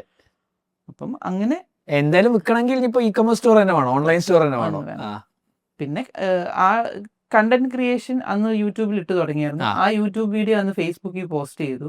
ഓണത്തിന്റെ സമയത്ത് സ്റ്റോറിൽ ഇന്ന കളക്ഷൻസ് ഉണ്ടെന്നും പറഞ്ഞുകൊണ്ട് ഒരു യൂട്യൂബ് വീഡിയോ ചെയ്തു.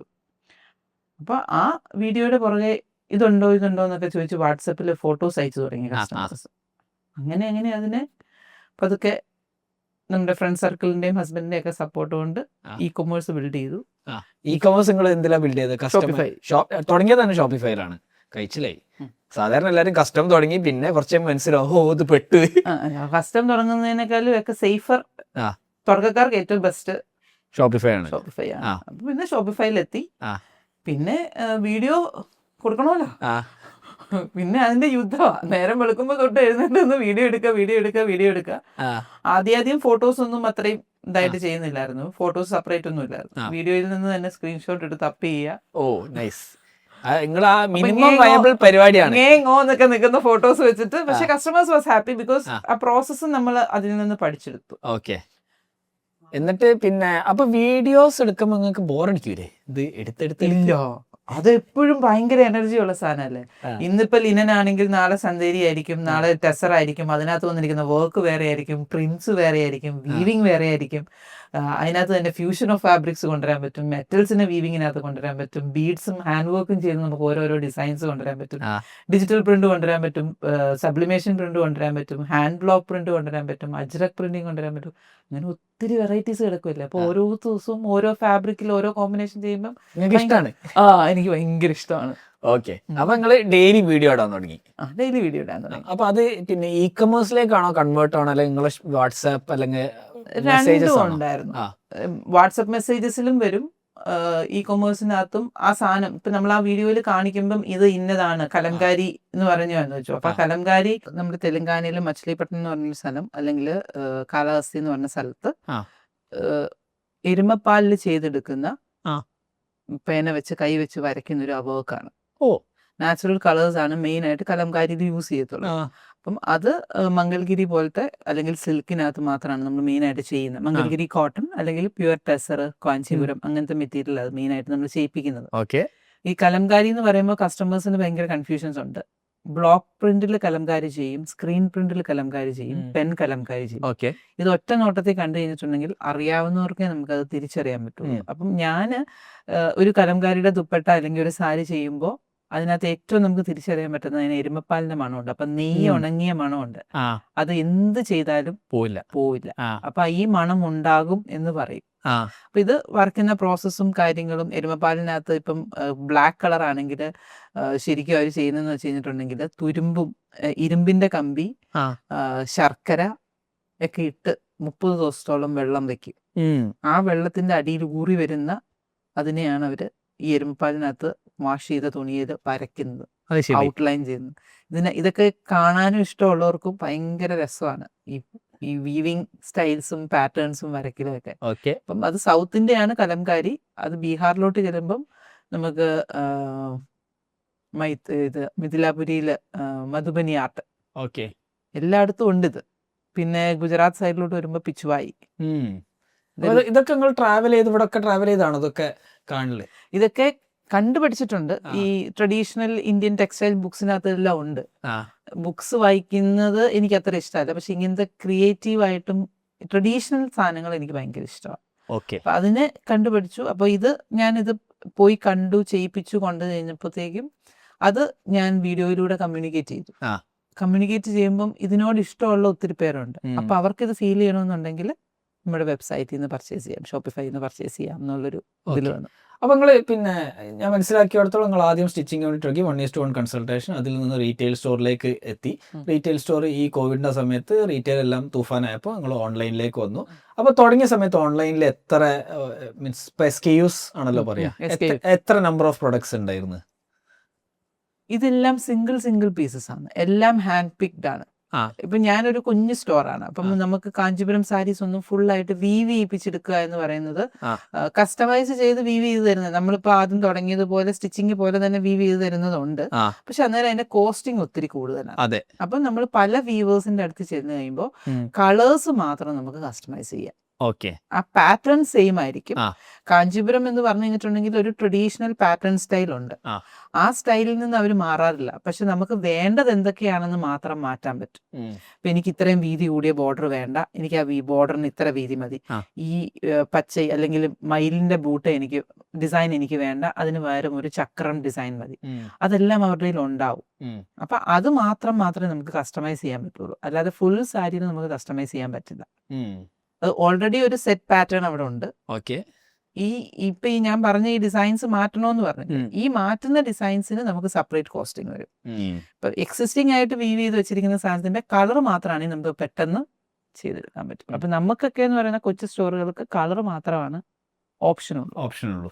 ഓക്കെ. അപ്പൊ ആ സമയത്ത് പിന്നെ ഈ ഓൺലൈൻ സ്റ്റോർ തുടങ്ങുമ്പോൾ ഏറ്റവും വലിയ പ്രശ്നം എല്ലാത്തിനും ഫോട്ടോസ് വേണം. മറ്റേത് ആൾക്കാർ സ്റ്റോറിൽ വന്ന് നോക്കി അവർക്ക് ഇഷ്ടപ്പെട്ട് എടുത്തു പോവാണല്ലോ. അത് നിങ്ങൾ എങ്ങനെ സോൾവ് ചെയ്തു? അപ്പൊ ഇങ്ങനെ ഹാൻഡ് പിക്ക് ചെയ്ത സാധനങ്ങൾ ഇപ്പൊ കൊറോണയുടെ സമയത്താണെങ്കിലും നമ്മൾ ചെയ്തതെന്ന് വെച്ചാൽ വീഡിയോ കോൾ വിളിക്കും. ഇവരുമായിട്ട് പരിചയമുള്ളതാണ്, വീഡിയോ കോൾ വിളിച്ച് അത് കൊറിയർ ചെയ്ത് വരും. അതിന് ഞാൻ 1-on-1 പ്രോഡക്റ്റ് ആയിട്ട് വീഡിയോസ് ചെയ്യുമായിരുന്നു. അപ്പം വീഡിയോസ് ചെയ്യും. ആ വീഡിയോസ് ചെയ്തുകൊണ്ടിരിക്കുന്നതിന്റെ ഇടയ്ക്ക് വരുന്ന ഏകദേശം ഒരു പോസ്റ്റിൽ വരുന്ന പോസ്റ്റർ സ്ക്രീൻഷോട്ട് എടുക്കും, വെബ്സൈറ്റിൽ അപ്പ് ചെയ്യും, പ്രൈസ് ടാഗ് ചെയ്യും, SKU ചെയ്യും. വീഡിയോ എന്തായാലും ചെയ്യണോ, അപ്പൊ അതിന്റെ സ്ക്രീൻഷോട്ട് എടുക്കും, അത് ഇടും.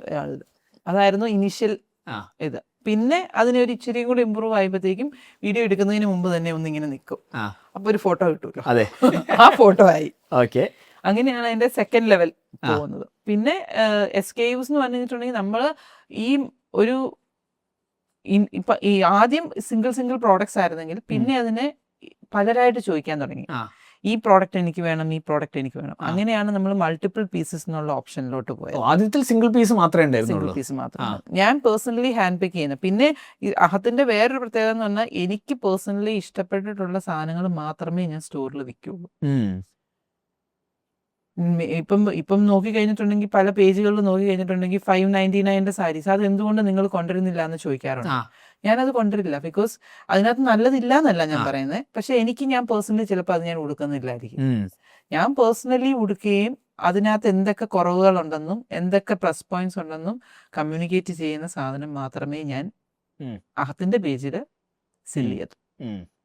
അതെൻ്റെ ഒരു പേഴ്സണൽ ഇതായിട്ട് ഞാൻ ഇത് ചെയ്യുന്നുണ്ട്. അത് ഈവൻ നമ്മൾ പ്രസന്റേഴ്സ് ആണ് പ്രസന്റ് ചെയ്യുന്നതെങ്കിൽ പോലും ആ സെലക്ഷൻസ് എല്ലാം ഞാൻ പേഴ്സണലി സോഴ്സ് ചെയ്തതായിരിക്കും. ഓക്കെ. അപ്പോൾ അത് നിങ്ങൾ ഈ ഒരു മൾട്ടിപ്പിൾ പീസിലേക്ക് എങ്ങനെയാണ് എത്തുന്നത്? ഇപ്പം ഈ ഒരു പർട്ടിക്കുലർ സാരി ഇപ്പം EVA എന്നുള്ള കോഡിലുള്ളൊരു സാരിയാണ്. അപ്പോൾ ഈ സാരി മാർക്കറ്റിൽ സിമിലർ ആയിട്ടുള്ള പ്ലെയിൻ ബോർഡേഴ്സിൽ ഇങ്ങനത്തെ സാരീസ് വന്നു. അപ്പൊ ഞാൻ അന്നേരം നമ്മുടെ ഒരു വ്യൂവറുമായിട്ട്, ബഗൽപൂരുള്ള ഒരു വ്യൂവറുമായിട്ട് ഡിസ്കസ് ചെയ്തു, വയ്യ നമുക്ക് ഇതിനകത്ത് എന്ത് ഡിഫറൻസ് കൊണ്ടെന്ന് നമുക്ക് ഈ ഒരു കൺസെപ്റ്റ് കസ്റ്റമേഴ്സിലോട്ട് ഇട്ടാം. അപ്പൊ അന്നേരം അത് പ്രിന്റിലായിരുന്നു വന്നിരുന്നത്. അത് ഞാൻ വീവിങ്ങിനകത്ത് കൊണ്ടുവന്നു. അതിന് ബോർഡേഴ്സിന് ഒരു ഡീറ്റെയിലിംഗ് കൊടുത്തു. ഓക്കെ. അപ്പം ഇത് നന്നായിട്ട് ഓൺലൈനിൽ പോയിക്കൊണ്ടിരിക്കുന്ന ഒരു പ്രോഡക്റ്റാണ്. അപ്പം ഞാനിത് പേഴ്സണലി ഇഷ്ടമാണ് എനിക്ക്. അപ്പം ഇതിന്റെ പ്ലസ് പോയിന്റ്സ് എന്ന് പറഞ്ഞാൽ ഭയങ്കര കംഫർട്ടബിൾ ആണ്, ലൈറ്റ് വെയിറ്റ് ആണ്, കംഫർട്ടബിൾ ആണ്. പിന്നെ നമ്മൾ കെയർ ചെയ്യേണ്ടതെന്ന് വെച്ചാൽ ബ്ലൗസ് സ്റ്റിച്ച് ചെയ്യുന്ന സമയത്ത് ഇച്ചിരി ലൂസ് ഫിറ്റിൽ ചെയ്തില്ല എന്നുണ്ടെങ്കിൽ ലൂസ് യാൻസ് വരും. ലിനൻസിന് എപ്പോഴും നമ്മൾ ഫേസ് ചെയ്യുന്ന ഒരു ഫാക്ടറാണ് സ്ലിപ്പേജ് വരിക എന്നുള്ളത്. അത് ഫാബ്രിക് നല്ലതായതുകൊണ്ടാണ് സ്ലിപ്പേജ് വരുന്നത് എന്നുള്ള ആ ഫാക്ടേഴ്സ് കമ്മ്യൂണിക്കേറ്റ് ചെയ്യും. അപ്പൊ ആ ഒരു രീതിയിലാണ് ഇത്. അപ്പം ഇപ്പൊ ഈ ഉടുത്ത സാരി, ഡിനു ഉടുത്ത സാരി അവൈലബിൾ ആണോ അപ്പൊ ചോദിച്ചപ്പോ ഞാൻ ഇപ്പൊ നമ്മുടെ കയ്യിൽ ആദ്യം നമ്മൾ ചെയ്തേക്കുന്നത് സിംഗിൾ പീസ് ആണെങ്കിൽ 30 ഡേയ്സിനുള്ളിൽ എത്ര എണ്ണം ചെയ്തു തരാൻ പറ്റും നമ്മൾ വീവറിന്റെ അടുത്ത് കമ്മ്യൂണിക്കേറ്റ് ചെയ്യും. അപ്പം പുള്ളി പറയും എനിക്ക് 30 ഡേയ്സ് പോരാ, എനിക്ക് 45 ഡേയ്സ് വേണം. അപ്പൊ അങ്ങനെയാണെങ്കിൽ 45 ഡേയ്സിലെ ടൈം ഫ്രെയിമിൽ എനിക്ക് ട്രിവാൻഡ്രത്ത് കിട്ടണം എന്നുള്ള കമ്മ്യൂണിക്കേഷൻ കൊടുക്കും. എന്നിട്ട് കസ്റ്റമേഴ്സിന്റെ അടുത്ത് ആ കമ്മ്യൂണിക്കേഷൻ കൊടുക്കും. അത് വെബ്സൈറ്റിൽ നമ്മൾ പ്രീ ബുക്കിംഗ് ആയിട്ടും പ്രീ ഓർഡർ ആയിട്ടും പ്ലേസ് ചെയ്യും. അപ്പൊ നിങ്ങൾ സ്റ്റോക്ക് ചെയ്യുന്നില്ല? സ്റ്റോക്ക് ചെയ്യുന്നുണ്ട്. ഇനിഷ്യലി സ്റ്റാർട്ട് ചെയ്തപ്പോ ഇങ്ങനെയാണ് പോയിക്കൊണ്ടിരുന്നത്. ഇപ്പൊ നമ്മള് 50 പീസസ് ഓർഡർ ചെയ്ത് വെച്ച് നമ്മളിപ്പോ ഇത് ചെയ്യുമല്ലേ. ഇപ്പം ഇപ്പൊ നമുക്ക് ഫസ്റ്റ് 2 ഡേയ്സ് കഴിയുമ്പോൾ തന്നെ നമുക്ക് ചിലപ്പോൾ മനസ്സിലാവും ഇത് 50-ൽ നിൽക്കില്ല. അപ്പോൾ ഓട്ടോമാറ്റിക്കലി നമ്മൾ ബാക്ക് എൻഡിൽ ഓർഡർ കൂട്ടുമ്പം അവിടെ നിന്ന് 10 പീസസ് വെച്ച് വരുന്നതനുസരിച്ച് നമുക്ക് ഇവിടെ അപ്പ് ചെയ്തുകൊണ്ടിരിക്കും. ഡെസ്പാച്ച് ടൈമിന്റെ വേരിയേഷൻസ് കൊടുക്കും. അതായത് ഇത്രാം തീയതി വരെ ഓർഡർ ചെയ്ത കസ്റ്റമേഴ്സിന് 10-ാം തീയതി സാധനം കിട്ടും, അത് കഴിഞ്ഞിട്ടുള്ള കസ്റ്റമേഴ്സിന് ഇത്രാം തീയതി സാധനം കിട്ടും എന്നുള്ളതായിരിക്കും കമ്മ്യൂണിക്കേഷൻ പോകുന്നു. അപ്പൊ ഈ ഒരു സമയമായപ്പോഴത്തേക്ക് നിങ്ങളെ ടീമിൽ എത്ര ആൾക്കാരായിട്ടുണ്ടാവും? ജനറൽ നോക്കുകയാണെങ്കിൽ റിക്വയർമെന്റ് അനുസരിച്ച് ഹയർ ചെയ്ത് വന്നുകൊണ്ടിരുന്നു. അതിപ്പം അത്യാവശ്യം നല്ല രീതിയിലുള്ളൊരു ടീം ബിൽഡ് ചെയ്ത് വന്നിട്ടുണ്ട്. അത് ഓഫ്ലൈൻ ആണോ ഏറ്റവും കൂടുതൽ, ഓൺലൈൻ ടീമിനാണോ ഏറ്റവും കൂടുതൽ റവന്യൂ എവിടെ ചെയ്യുന്നത്? ഓഫ്ലൈനിലാണോ ഓൺലൈനിലാണോ? അതെല്ലാം ഈക്വൽ ഡിസ്ട്രിബ്യൂഷൻ. ഇപ്പം 3 സ്റ്റോഴ്സ് ഉള്ളത് കാരണം അത് ഈക്വൽ ആയിട്ട് തന്നെയാണ് ഇത് ചെയ്ത് പോകുന്നത്. ഇപ്പം നമ്മുടെ റീറ്റെയിൽ സ്റ്റോഴ്സിലുള്ള സ്റ്റാഫ് ആണെങ്കിൽ ഇപ്പം മോർണിംഗ് ടൈമിൽ ഫുട്ഫോൾ കുറവായിരിക്കും. അപ്പം നമ്മുടെ ഇൻവെന്ററീസ് നമ്മുടെ 3 സ്റ്റോറിലായിട്ടും ആണ് വരുന്നത്. അപ്പം ഫസ്റ്റ് ഒരു സ്റ്റോറിൽ നിന്ന് പിക്ക് ചെയ്യും ഓൺലൈനിൽ വരുന്ന കസ്റ്റമർ. അപ്പൊ ഈ 3 സ്റ്റോറിൽ നിന്ന് നമുക്ക് ഡെസ്പാച്ചിങ് ഉണ്ട്. അതല്ല, അപ്പൊ നിങ്ങൾക്ക് റീറ്റെയിലും ഉണ്ടല്ലോ, ഓഫ്ലൈനിലും പർച്ചേസ് എടുക്കണം, ഓൺലൈനിലും പർച്ചേസ്. അതിന്റെ ഒരു സ്പ്ലിറ്റ് വരും. ഇപ്പൊ ഓഫ്ലൈനിൽ എത്ര percentage of the total sales, ഓൺലൈനിൽ എത്ര percentage of the total sales, അങ്ങനെ ഉണ്ടോ? അങ്ങനെ പറയാൻ പറ്റും. അത് എക്സാക്ട്ലി സെയിം പറയാൻ പറ്റില്ല. ഓരോ മാസവും ഓരോ വേരിയേഷൻസ് ഉണ്ടാവും. അതായാലും ആവറേജ് പറയുകയാണെങ്കിൽ 50-50 എന്ന് വേണമെങ്കിൽ പറയാം, അല്ലെങ്കിൽ 50-60, 75 എന്ന് പറയാൻ പറ്റില്ല, 50-60 എന്നൊക്കെ വേണമെങ്കിൽ പറയാം. ഓൺലൈൻ 50-60 ഉണ്ടാവും, ഓഫ്ലൈന്. അപ്പൊ ബേസിക്കലി ഓൺലൈൻ ആണോ ബെറ്റർ സാധനങ്ങൾ, ബെറ്റർ സെയിൽസ് ഉണ്ട്? ഇപ്പം actually during the corona time ഒരു 24 വരെയും ഓൺലൈൻ ആയിരുന്നു. ഇപ്പൊ ഇത് ഭയങ്കരമായിട്ട് സാച്ചുറേറ്റ് ചെയ്തിട്ടുണ്ട് ഈ മാർക്കറ്റ്. അപ്പൊ ഇപ്പൊ ഓൺലൈൻ കുറവാണ്, റീറ്റെയിൽ ആണ് ബെറ്റർ കമ്പാരിറ്റീവ്ലി പ്രസന്റ് നോക്കുകയാണെങ്കിൽ. ഓക്കെ. പക്ഷെ റീറ്റെയിലും ഈ സാച്ചുറേഷൻ കഴിഞ്ഞ ഒരു 6 months ടൈം ഫ്രെയിം എടുക്കുകയാണെങ്കിൽ റീറ്റെയിലും ഭയങ്കര സാച്ചുറേഷൻ ആണ്. എല്ലാവർക്കും ഭയങ്കര ഈസി ആയിട്ട് കമ്മ്യൂണിക്കേറ്റ് ചെയ്യാൻ പറ്റുന്ന ഇപ്പം നോക്കുകയാണെന്നുണ്ടെങ്കിൽ എല്ലാവർക്കും ഉണ്ട് ഒരു ബുട്ടീക്ക്. അതെ, കറക്റ്റ്. നമ്മൾ ക്ലോസ്ലി ഒബ്സർവ് ചെയ്യുവാണെങ്കിൽ എല്ലാ ആൾക്കാർക്കും ഒരു ബുട്ടീക്ക് ഉണ്ട്. അപ്പൊ അത് കാരണം ഒരു സാച്ചുറേഷൻ നമുക്കുണ്ട് ഓൺലൈനിൽ. പക്ഷെ ബോത്ത് ഇറ്റ്സ് ഗോയിങ് ഗുഡ്. അത് സീസൺ ടൈം ആകുമ്പോൾ ഇച്ചിരി കൂടെ കംഫർട്ടബിൾ ആയിട്ട് ഓക്കെ. അപ്പോൾ ഓൺലൈനിൽ ഇപ്പം നിങ്ങൾ ചെയ്യുന്ന ആക്ടിവിറ്റി വീഡിയോ ഇടുക മാത്രമാണോ നിങ്ങളുടെ activity at the moment? Video ഇടുക എന്നുള്ളതുണ്ട്, പിന്നെ ആഡ്സ് റൺ ചെയ്യുന്നുണ്ട്. ഓക്കെ ഫേസ്ബുക്കിൽ ആഡ്സ് റൺ ചെയ്യുന്നുണ്ട്. ഓക്കെ. പിന്നെ റിവ്യൂസ് നമ്മുടെ റീറ്റെയിൽ സ്റ്റോഴ്സിൽ വരുമ്പോൾ കസ്റ്റമേഴ്സിനോട് പോസിറ്റീവ് റിവ്യൂസ്, ഗൂഗിൾ റിവ്യൂസ് ഇന്നലെ ഞാൻ ഗൂഗിൾ റിവ്യൂവിനെ കുറിച്ച് സംസാരിച്ചു. ഗൂഗിൾ റിവ്യൂ ഭയങ്കര ഒരു കസ്റ്റമറെ കൊണ്ടുവരുന്ന ഒരു സാധനമല്ലേ? അതായത് ട്രിപ്പ് അഡ്വൈസറും ഗൂഗിളും റിവ്യൂസ് ഭയങ്കരമായിട്ട് കസ്റ്റമേഴ്സിനെ കൊണ്ടുവരും. ട്രിപ്പ് അഡ്വൈസറിലുണ്ടോ? ഓ, ബിക്കോസ് എനിക്ക് ഫോറിൻ കസ്റ്റമേഴ്സ് വരുന്നത് മുഴുവൻ അവർ ട്രിപ്പ് അഡ്വൈസറെ കണ്ടിട്ടാണ്. ശരി. ചിലപ്പോ ഞാൻ വീഡിയോ ചെയ്തിട്ടുണ്ട്. ബിക്കോസ് ഫ്രാൻസിൽ നിന്ന് ഫ്രഞ്ച് മാത്രം അറിയാവുന്ന കസ്റ്റമേഴ്സ് വരും. ഓ, ഞാൻ ഗൂഗിൾ ട്രാൻസ്ലേറ്റർ എടുത്ത് വെച്ചിട്ട് ആണ് കമ്മ്യൂണിക്കേഷൻ നടത്തുന്നത്. ട്രിപ്പ് അഡ്വൈസറിൽ എങ്ങനെ? ട്രിപ്പ് അഡ്വൈസർ ജസ്റ്റ് ഇന്ന സ്ഥലങ്ങൾ കാണാനുള്ളൊരു പ്ലാറ്റ്ഫോം അല്ലേ? ആയിരിക്കാം, പക്ഷെ അവിടെ ആരെങ്കിലും ഒരാള് ഇട്ടിട്ടുണ്ടായിരിക്കാം, എനിക്കത് അറിഞ്ഞുകൂടാ. എനിക്ക് കസ്റ്റമേഴ്സ് അതിൽ നിന്ന് വരുന്നുണ്ട്. ഓ, പക്ഷെ നിങ്ങൾ ആക്റ്റീവ്ലി അതിനൊന്നും ചെയ്യുന്ന ബാക്ക് എൻഡ് ടീം ചെയ്യുന്നുണ്ടോ എന്ന് എനിക്ക് അറിയത്തില്ല. ഓ, ബിക്കോസ് ഇങ്ങനത്തെ റിവ്യൂസ് വരുന്ന സമയത്ത് ചിലപ്പം ആ വഴിക്ക് ഞാൻ ചിന്തിച്ചിട്ടേ ഇല്ല. ട്രിപ്പ് അഡ്വൈസറിലൂടെ കസ്റ്റമേഴ്സിനെ ഉണ്ടാക്കാന്നില്ലേ? ഓക്കെ. അപ്പൊ ഗൂഗിൾ റിവ്യൂസ് നിങ്ങൾക്ക് എത്ര? ഇപ്പൊ ഈ 3 സ്റ്റോർ, ഈ രണ്ടാമത്തെ സ്റ്റോർ നിങ്ങൾ എവിടെ ഇരുന്നിട്ട്? തലൽപ്പറമ്പിൽ, കോട്ടയം. അതെപ്പോഴായിരുന്നു? അതിപ്പം 4th ഇയർ, September 3rd, 4 വർഷം ബാക്ക്. 4 വർഷം. 2020 നിങ്ങൾ ഓൺലൈൻ സ്റ്റോർ സ്കെയിൽ ചെയ്തു. 2022 ഒക്കെ ആയപ്പോ 4 വർഷം. 2022 അത് അവിടെ എടുക്കാൻ പ്രത്യേകിച്ച് എന്തെങ്കിലും റീസൺ ഉണ്ട്? നിങ്ങളെ നാടായതുകൊണ്ടാണോ? ആണ്. ഓക്കെ. അപ്പൊ അവിടെ നാട് മാത്രമല്ല, നമ്മുടെ ആ ഒരു ഇതില് അങ്ങനെ ഒരു കസ്റ്റമൈസ്ഡ് ബൊട്ടീക്ക് കൺസെപ്റ്റ് ഇല്ല. ഓക്കെ. അതുകൊണ്ട് ആ സ്റ്റോർ നല്ല രീതിയിൽ പോകുന്നു. ഇപ്പൊ ബുട്ടീക്കും റീറ്റെയിലും ഒരുമിച്ചായിരുന്നു തുടങ്ങിയേ? അല്ല, അവിടെ റീറ്റെയിൽ മാത്രമായിട്ട് തുടങ്ങി. കാരണം ഓൺലൈനിൽ നമ്മൾ പർച്ചേസ് ചെയ്യുന്ന സമയത്ത് പല കസ്റ്റമേഴ്സിനും കൺസേൺ ഉണ്ട്. ഇത് എന്തെങ്കിലും കബളിപ്പാണോ, ഇവർ വീഡിയോ ചെയ്തിട്ട് ആ സാധനം തന്നെ വന്നില്ലെങ്കിലോ. അപ്പൊ അങ്ങനെ വരുമ്പോൾ അവർക്കൊരു ഫുട് പ്രിന്റിന് പറ്റിയൊരു ഏരിയ ഉണ്ടെങ്കിൽ it will increase the sales എന്നുള്ളൊരു കൺസെപ്റ്റ് എനിക്ക് വന്നു. അപ്പൊ അങ്ങനെയാണ് നമുക്ക് അന്ന് ആദ്യത്തെ ഒരു സെക്കൻഡ് സ്റ്റോർ തലൽപ്പറമ്പിൽ സ്റ്റാർട്ട് ചെയ്യാം എന്നുള്ളൊരു കൺസെപ്റ്റ് വരുന്നത്. അതോടുകൂടി ഒത്തിരി സെയിൽ ഇമ്പ്രൂവ് ചെയ്യും ഓൺലൈനിൽ. കാരണം എന്തെങ്കിലും ഉണ്ടെങ്കിൽ തലൽപ്പറമ്പ് വരെയും പോയാൽ മതി. തിരുവനന്തപുരം വരെയും പോവുക എന്ന് പറയുന്നേക്കാൾ തലൽപ്പറമ്പ് വരെയും പോയാൽ മതിയല്ലോ. പിന്നെ അത് കഴിഞ്ഞപ്പം അടുത്ത 40 കിലോമീറ്റേഴ്സ് ഗ്യാപ്പിലാണ് കൂത്താട്ടുകുളത്ത് സ്റ്റാർട്ട് ചെയ്തത്. അപ്പം ആ സൈഡിൽ നിന്നുള്ള തൊടുപുഴ, കോതമംഗലം സൈഡിൽ നിന്നുള്ളവർക്കും ഒരു ട്രസ്റ്റ് ബിൽഡ് ചെയ്യാനായിട്ട്.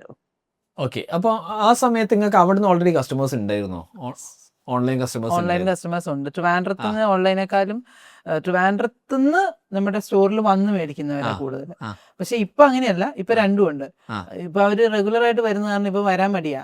ഓൺലൈനിൽ ബുക്ക് ചെയ്ത് വെച്ച് നേരെ സ്റ്റിച്ചിങ് നീഡഡ് ഓപ്ഷൻ ഇട്ട് വെക്കും. അപ്പൊ മേടിക്കാൻ നോട്ട്സ് ആഡ് ചെയ്താൽ മതി, മേടിക്കാൻ മാത്രം വന്നാൽ മതിയല്ലോ.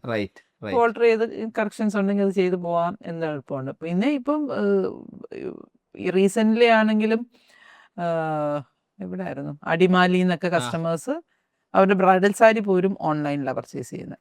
ഓ, ബ്രൈഡൽ സാരി പോലും ഓൺലൈനിലാണ് അവർ പർച്ചേസ്. എന്ത് പ്രൈസിംഗ് റേഞ്ച് ആണ് നിങ്ങളത്? ഒരു ജനറൽ പ്രൈസിംഗ് റേഞ്ച് ഉണ്ടോ? ഉണ്ട്. നമുക്ക് എല്ലാ റേഞ്ചും ഉണ്ട്.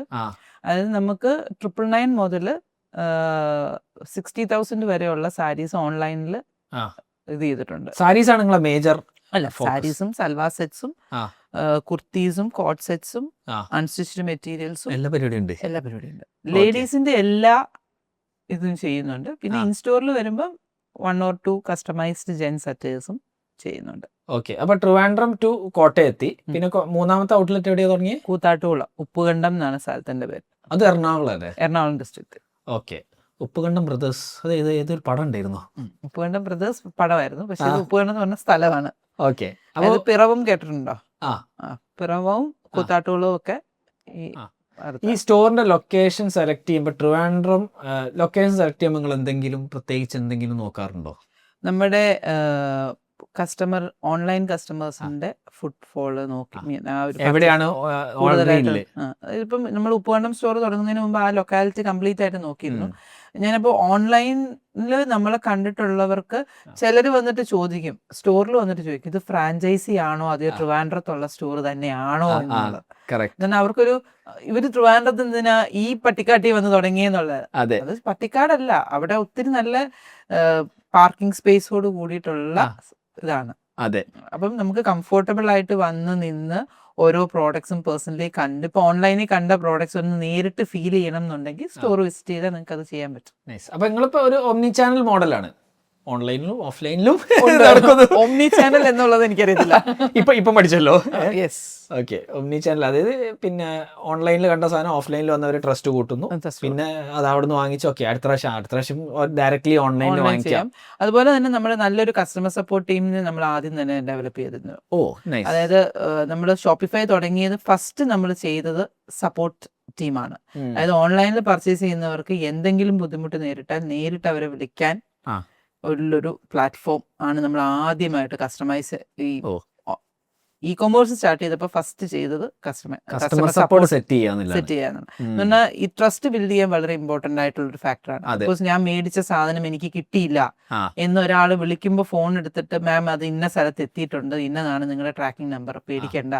ഇപ്പോഴും കസ്റ്റമർ സപ്പോർട്ടിലെ ആൾക്കാർ മാറി വരുമല്ലോ, ഇപ്പോഴും ആദ്യം ഉണ്ടായിരുന്ന ആൾക്കാരുടെ പേര് പറഞ്ഞ് അവരുടെ 3 പേര് ഇപ്പോഴും ഉണ്ട്. അപ്പൊ വിഷ്ണു എന്ന് പറഞ്ഞൊരു പയ്യനുണ്ടായിരുന്നു. അപ്പൊ ചില അമ്മമാർക്കൊക്കെ വിഷ്ണു ഉണ്ടോ, വിഷ്ണുവിന്റെ കൈ കൊടുക്കുമെന്ന് ഇപ്പോഴും ചോദിക്കും. സമാധാനം കിട്ടും. അല്ല, അവർക്ക് ആ ഒരു ബിൽ ഇതുണ്ടല്ലോ.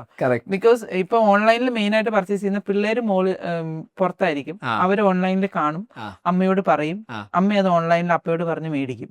അപ്പൊ ഇത് തിരിച്ചു വന്നില്ലെങ്കിൽ അവർക്ക് ടെൻഷനാ. ഇത് യൂസ്ഡ് അല്ലാത്ത സീനിയേഴ്സ് ആയത് കാരണം, ഈ ഗൂഗിൾ പേ ഒന്നും അത്രയും യൂസ്ഡ് അല്ലാത്തവരായത് കാരണം അവർക്കൊരു കൺസേൺ ഉണ്ട്.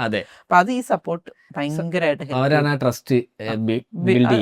അത് നമ്മുടെ ടീമിലെ ഫുൾ മെമ്പേഴ്സിന് ഇതിനകത്ത് പ്രധാന പങ്കുണ്ട്. ആദ്യം തൊട്ടുള്ള ടീം കംപ്ലീറ്റ്.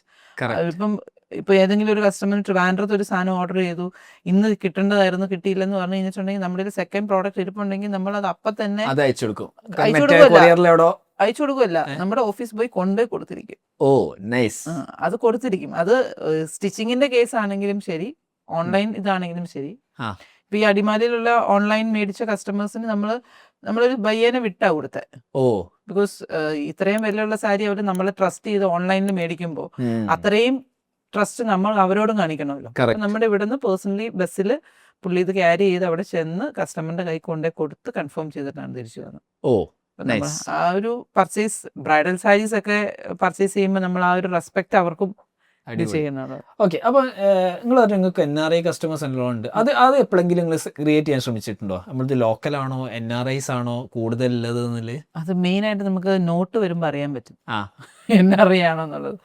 ഞാൻ മെഷർമെന്റ്സ് അയച്ചു തരാം എന്നുള്ളൊരു ഇത് കമ്മ്യൂണിക്കേഷൻ കിട്ടുമ്പോൾ തന്നെ നമുക്ക് നമ്മൾ നമ്പർ നോക്കും അപ്പൊ തന്നെ. അപ്പൊ അല്ല, ആ സെഗ്രിഗേഷൻ അപ്പോൾ നിങ്ങൾ ചെയ്യാൻ നോക്കിയിട്ട് നിങ്ങൾ എത്ര പെർസെന്റേജ് ഓഫ് കസ്റ്റമേഴ്സ് NRIs ആണ്? അങ്ങനെ ഞാൻ പേഴ്സണലി നോക്കിയിട്ടില്ല, ബാക്ക് എൻഡിൽ നോക്കിയിട്ടുണ്ട്. ഒരു ഗട്ട് ഫീലിംഗ് എന്താണ്? ഇല്ല, ഗട്ട് ഫീലിംഗ് അല്ല, ഞാനതിങ്ങനെ ഇപ്പൊ പറഞ്ഞപ്പോഴാണ് ഞാനത് അങ്ങനെ ഞാൻ സെഗ്രിഗേറ്റ് ചെയ്ത് നോക്കിയിട്ടില്ലല്ലോ പേഴ്സണലി എന്നുള്ളത്. ഓക്കെ. പിന്നെ അതേപോലെ നിങ്ങൾക്ക് ഇപ്പം പുറത്തിന് കുറെ സെയിൽ, നിങ്ങൾ INR-ലാണല്ലോ ബില്ലിന്. സോ നിങ്ങൾ പുറത്തേക്ക് നിങ്ങൾ അയച്ചു കൊടുക്കലുണ്ടോ? അങ്ങനെ അയച്ചു കൊടുക്കുന്നുണ്ട്, പക്ഷെ അത് മെയിൻ ആയിട്ട് ഇവിടെ തന്നെ കസ്റ്റമേഴ്സ് മേടിച്ചിട്ട് നിങ്ങൾക്ക് ഷിപ്പ് ചെയ്ത് തരുമോ എന്ന് ചോദിക്കുകയാണ് ചെയ്യുന്നത്. ഓക്കെ. അപ്പൊ നിങ്ങൾ എന്താ ഷിപ്പിംഗ് പാർട്ട്ണർ ആരെയും യൂസ് ചെയ്യുന്നത്?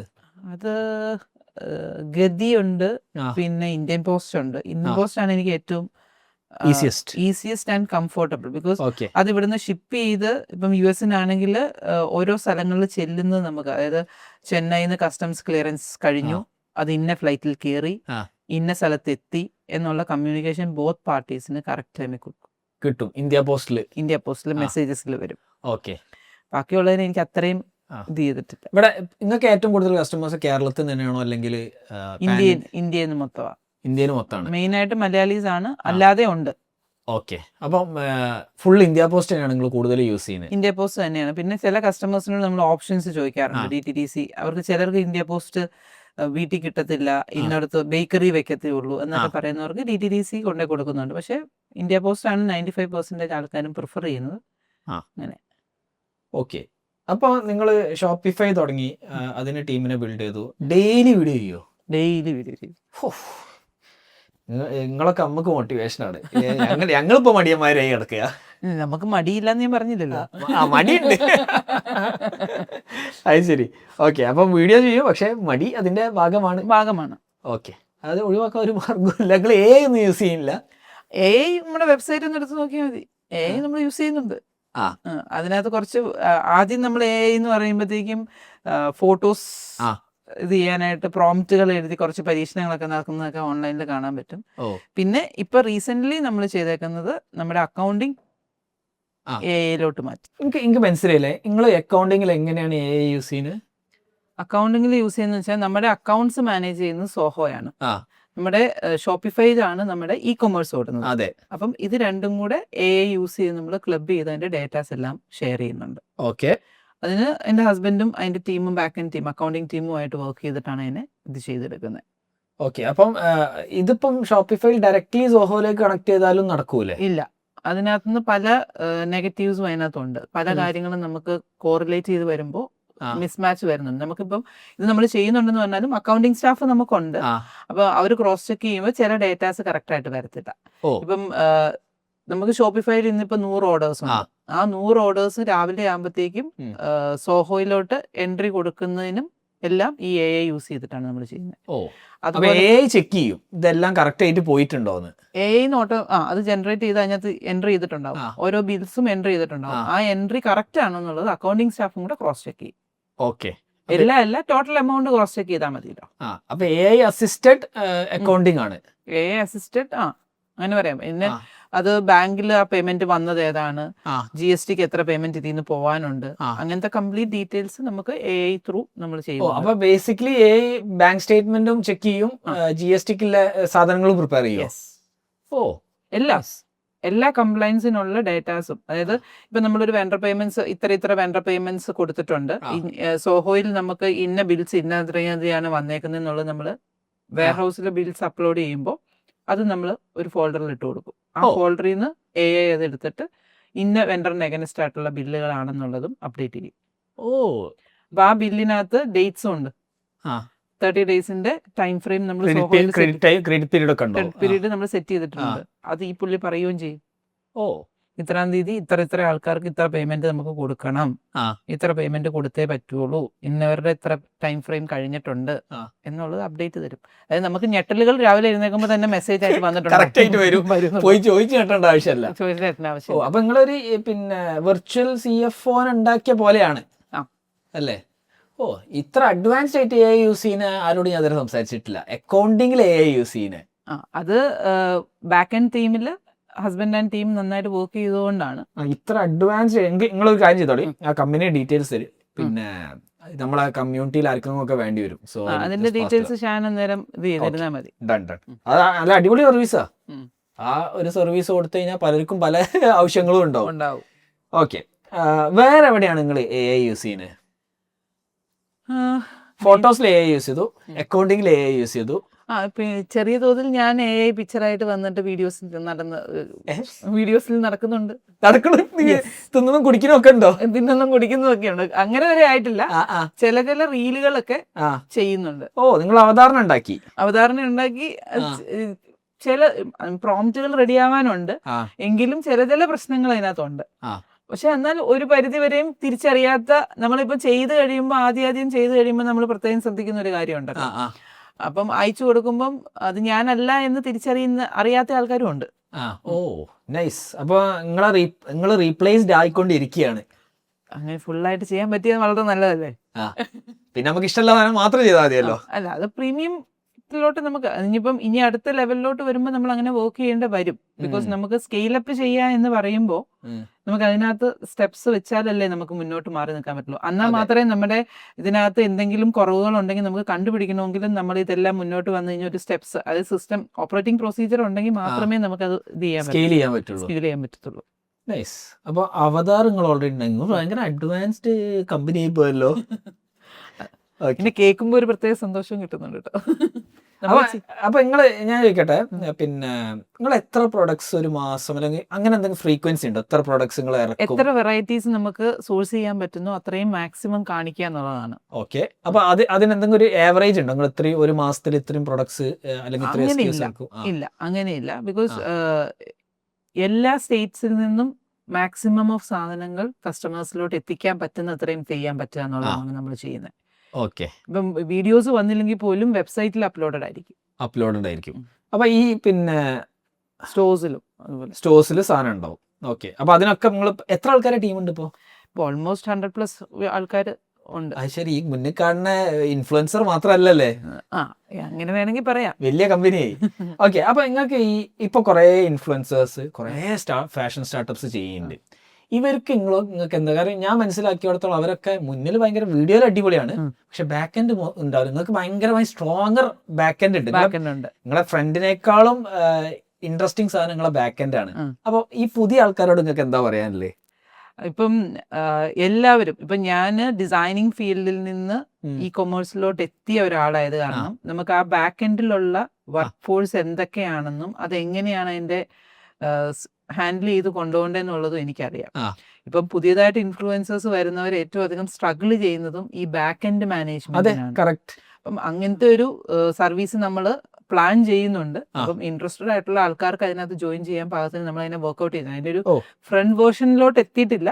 ബാക്ക് എൻഡിൽ പല ഡിസ്കഷൻസും പല ഇൻഫ്ലുവൻസേഴ്സും ആയിട്ടുള്ള കൊളാബറേഷൻസും നമ്മൾ പ്ലാൻ ചെയ്യുന്നുണ്ട്, അത് വർക്ക്ഔട്ട് ചെയ്യുന്നുണ്ട്. ബിക്കോസ് അവർക്ക് എന്താണെങ്കിലും വീഡിയോസ് എടുക്കാനും കംഫോർട്ട് ചെയ്യാനും ഉള്ള ഒരു ബെൽറ്റ് അവർക്കുണ്ട്. ഡിസ്ട്രിബ്യൂഷൻ ഓൾറെഡി ഉണ്ട്. ഒരു നല്ലൊരു ഡാറ്റാബേസ് ഓഫ് കസ്റ്റമേഴ്സ് അവരുടെ കാണുന്നുണ്ട്. അപ്പം അവർക്ക് പക്ഷേ ഈ പ്രോഡക്റ്റ് സോഴ്സ് ചെയ്യാനും അതിനെ ഡെസ്പാച്ച് ചെയ്യാനും ഉള്ള ബാക്ക് എൻഡ് സ്ട്രെങ്ത് നമ്മൾ കൊടുക്കുന്ന രീതിയിൽ നമ്മളൊരു സാധനം വർക്ക് ചെയ്യുന്നുണ്ട്. അപ്പൊ നിങ്ങൾ probably supply chain as A service അങ്ങനെ സപ്ലൈ ചെയിൻ B2B മോഡൽ. അതും നിങ്ങൾ വർക്ക്ഔട്ട് ചെയ്യുന്നുണ്ട്. കാരണം ഏറ്റവും സ്ട്രോങ്ങസ്റ്റ് പാർട്ട് അതാണ് ഞാൻ മനസ്സിലാക്കുന്നത്. ബാക്ക് എൻഡ് നമ്മൾ നല്ല സ്ട്രോങ് ആണ്. ബിക്കോസ് ഈ 100 members ഓഫ് ടീം എന്ന് പറഞ്ഞു കഴിഞ്ഞിട്ടുണ്ടെങ്കിൽ warehouse and team, production management team, പിന്നെ സപ്പോർട്ട് ടീം, ഇത്രയും സാധനങ്ങൾ നല്ല നീറ്റ് ആയിട്ട് നമ്മൾ ബാക്ക് എൻഡിൽ മാനേജ് ചെയ്യുന്നുണ്ട്. ഇപ്പം ഞാൻ ഇവിടെ ഇന്ന് ഇന്റർവ്യൂ എടുക്കുവാണെങ്കിലും നമ്മുടെ സ്റ്റോറിൽ നിന്ന് ഇന്നൊരു 500 പ്രോഡക്റ്റ് പോകണമെങ്കിലും നമ്മളത് ആരും അറിയേണ്ട ആവശ്യമില്ല. അതിന്റെ എല്ലാം ക്വാളിറ്റി ചെക്കുകളും അതിന്റെ എല്ലാം ഇത് SKUs എല്ലാം ചെക്ക് ചെയ്ത് പ്രോഡക്റ്റ് ചെയ്ത് ഓരോ ഡിസ്ട്രിക്ട് ഡിസ്പാച്ചിന്റെ കൗണ്ടേഴ്സ് മാറ്റി അത് ഓരോന്നിന്റെയും പോസ്റ്റ് ഓഫീസിനകത്ത് കൊടുത്ത് അത് പോകും.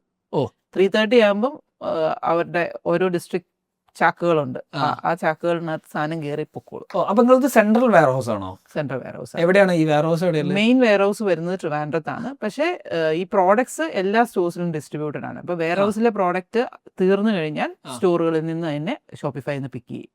ഓക്കെ. അപ്പൊ നോർമലി നിങ്ങളൊരു ഡെലിവറി ടൈം ലൈൻ എങ്ങനെ, എത്ര ദിവസം എടുക്കും കസ്റ്റമർ? 3 days ആണ് നോർമൽ ഡെലിവറി ടൈം. പിന്നെ പ്രീ ബുക്കിംഗ് പ്രോഡക്ട്സ് ഉണ്ടെങ്കിൽ മാത്രം അതിന്റെ ടൈം ഫ്രെയിം നമ്മൾ ഓൾറെഡി മെൻഷൻ ചെയ്തിട്ടുണ്ടാവും. ഓക്കെ. ഇതിന്റെ അകത്ത് വേറെ ഡൗട്ട് ഉള്ളത്, ഇപ്പൊ ക്വിക്ക് കമേഴ്സിന്റെ കാലഘട്ടമാണല്ലോ, എല്ലാവർക്കും എല്ലാം ഇപ്പം വേണം. നമ്മള് പിന്നെ ഇൻസ്റ്റന്റ്, ഞങ്ങൾ ഇന്നലെ പിന്നെ ബർഗറിന്റെ പാറ്റി വാങ്ങിച്ചു, അപ്പൊ അത് ചൂടാക്കാൻ ഇവിടെ വെളിച്ചെണ്ണ ഇതൊക്കെ വേണമല്ലോ. അപ്പൊ നമുക്ക് എയർ ഫ്രയർ വാങ്ങിക്കാം. അപ്പം തന്നെ ബ്ലിങ്കിറ്റിന് എയർ ഫ്രയർ വാങ്ങിക്കണം. അപ്പൊ അതിന്റെ ഒരു ഏരിയ എങ്ങനെയാണ്? നിങ്ങൾക്ക് നിങ്ങളെ സ്റ്റോറിന് തന്നെ അത് ഡിസ്പാച്ച് ചെയ്തോളൂ? ആക്ച്വലി സ്റ്റോർ തന്നെ ഡിസ്പാച്ച് ചെയ്യുന്നുണ്ട് നമ്മൾ. അതായത് ഇപ്പം കോട്ടയം സ്റ്റോറിൽ നിന്നും ഡെയിലി ഡിസ്പാച്ചസ് ഉണ്ട്. അപ്പം ആ നിയർ ബൈ ലൊക്കേഷൻസ് ആണെങ്കിൽ ഇപ്പം അവിടെ നിന്നാണ് പോകുന്നത്. ഓ നൈസ്. അപ്പൊ നിങ്ങളൊരു 60, അപ്പൊ നിങ്ങൾ എങ്ങനെയാണ്, ആരെയാണ് അതിന് യൂസ് ചെയ്യുന്നത് ആ ഡിസ്പാച്ചിന്? പോസ്റ്റ് ഓഫീസ് സ്റ്റാഫ് തന്നെയാണ്, നമ്മുടെ റീറ്റെയിൽ സ്റ്റോറിലെ സ്റ്റാഫ് തന്നെയാണ് അത് മാനേജ് ചെയ്യുന്നത്. ഓക്കെ. അതായത് നമ്മുടെ എല്ലാ വർക്കും എല്ലാ സ്റ്റാഫിനും അറിയാം. അപ്പം ഇവിടെ ഒരു ഷോർട്ടേജ് ഉണ്ടെങ്കിൽ അപ്പുറത്തെ സ്റ്റോറിൽ നിന്ന് മാനേജ് ചെയ്യും. അപ്പം നിങ്ങൾ പറഞ്ഞു നിങ്ങൾക്ക് ഓൾറെഡി ഇപ്പം കോട്ടയത്തിന്റെ ആ ഏരിയയിൽ കിട്ടിക്കഴിഞ്ഞാൽ നിങ്ങൾ അവിടെ നിന്ന് ഡിസ്പാച്ച് ചെയ്യും, അതുവരെ കറക്റ്റാ. അതുകൊണ്ട് പക്ഷെ നിങ്ങൾ ഇന്ത്യ പോസ്റ്റ് ത്രൂ ആണ് ചെയ്യുന്നത്. നിങ്ങൾക്ക് എന്തുകൊണ്ട് ഒരു ലോക്കൽ ഡെലിവറി പാർട്ട്ണർ കണ്ടുപിടിച്ച് ഒരാളെ ബൈക്കിൽ സാധനം വിട്ടുക? അത്രയും ചിന്തിച്ചിട്ടില്ല. ചിന്തിക്കണം. യെസ്. കാരണം എനിക്ക് തോന്നുന്നു ഇപ്പൊ ഞാൻ ട്രിവാൻഡ്രത്ത് ഒരു പരിധി വരെ നമ്മളിത് പോർട്ടർ വഴി ചെയ്യുന്നു. പോർട്ടർ അപ്പൊ ഓക്കെ. ട്രിവാൻഡ്രത്ത് ചെയ്യുന്നുണ്ട്, പക്ഷേ ഈ തലയിലപ്പറമ്പിലും കൂത്താട്ടുകുളത്തും ആ ഒരു സർവീസ് ഇല്ല. പോർട്ടർ സർവീസ് ഇല്ല. പക്ഷെ അവിടെ ലോക്കൽ ഡെലിവറി ഇപ്പം ഉണ്ടാവും, അവരെ കണ്ടുപിടിച്ചാൽ മതി. അപ്പൊ നിങ്ങൾക്ക് എന്തായി, നിങ്ങളെ കസ്റ്റമർ ഓർഡർ ചെയ്തു, 1 മണിക്കൂറിനോട് സാധനം അവരുടെ അടുത്ത് എത്തി. മറ്റേ വേറെ ചിന്തിക്കാനുള്ള സമയമൊന്നുമില്ല. അപ്പൊ അത് നല്ലൊരു ഏരിയ ആയിരിക്കും. ഞങ്ങൾ ആക്ച്വലി അവിടെ ഒരു ആപ്പ് ഡെവലപ്പ് ചെയ്തിട്ടുണ്ട്. റൂട്ട് മൈ ഓർഡർ പറഞ്ഞിട്ട്. അപ്പോൾ ഈ സാധനം പറഞ്ഞു കഴിഞ്ഞാൽ നമ്മളിപ്പോൾ ചെയ്യുന്ന പറഞ്ഞാൽ ഓഫ്ലൈൻ സ്റ്റോഴ്സ്, അതായത് നല്ല ട്രഡീഷണൽ കമ്പനീസ് ഉണ്ട്, they have 30 or 40 offline stores. ഇപ്പോൾ ഖത്തറിലാണ് നമ്മളെ ഫസ്റ്റ് ക്ലയൻറ്റിൽ. അവിടെ ആകെ 20 കിലോമീറ്ററിലുള്ള കൺട്രി തീരും. അപ്പോൾ എവിടെ നമുക്ക് 1 മണിക്കൂറിൻ്റെ ഉള്ളിൽ എത്താൻ പറ്റും. അപ്പോൾ നമ്മൾ എന്ത് ചെയ്യും, ഇതിപ്പോൾ ഷോപ്പിഫൈൻ്റെ ബാക്ക് എൻഡിലല്ല ഈ സാധനം വരുന്നത്, അതിന് പകരം ഔട്ട്ലെറ്റിൽ തന്നെ ഓർഡർ പോകും. അത് എവിടെയാണോ ആ സ്റ്റോക്കില്ല അടുത്ത് കസ്റ്റമറെ ലൊക്കേഷൻ നമ്മുടെ വരുന്നത് പോലെ തന്നെ കസ്റ്റമർ ലൊക്കേഷൻ എടുക്കും, ഏറ്റവും അടുത്തില്ല ഏത് ഔട്ട്ലെറ്റിലാണോ സ്റ്റോക്കിൽ ആ ഔട്ട്ലെറ്റിലേക്ക് ഓർഡർ പോകും. അവിടെ നിന്ന് അവർ ഓക്കെ അടിച്ചു കഴിഞ്ഞാൽ ഓട്ടോമാറ്റിക്കലി ഡെലിവറി പാർട്ട്ണറിലേക്ക് കണക്ട് ആവും. Delivery partner. അപ്പം ഇതൊക്കെ ഒരു 5 മിനിറ്റിനോട് പരിപാടി കഴിയും. അപ്പം ഇതെനിക്കൊന്ന് this could be a future അല്ല. COD പ്ലാൻ ചെയ്യുന്നുണ്ട് ഇപ്പോൾ. COD വരുമ്പോൾ നമുക്ക് ഇത് വേണമെങ്കിൽ ഇംപ്ലിമെന്റ് ചെയ്യാൻ പറ്റുന്ന ഒരു ഫാക്ടർ ആയിരിക്കും. എനിവേസ് എനിക്കൊന്ന് ഒരു വിധങ്ങളടുത്ത് എനിക്ക് എടുക്കാനുള്ളതൊക്കെ ഞാൻ എടുത്തിട്ടുണ്ട്. Thank you very much for coming to the show. ഇപ്പം നിങ്ങളെ റവന്യൂ നമ്പേഴ്സ് നിങ്ങൾ പുറത്തുവിടുമോ? പുറത്തുവിടില്ല. ഓർഡറിൻ്റെ എണ്ണം പുറത്തുവിടുമോ? അതും പുറത്തുവിടില്ല. Thank you very much.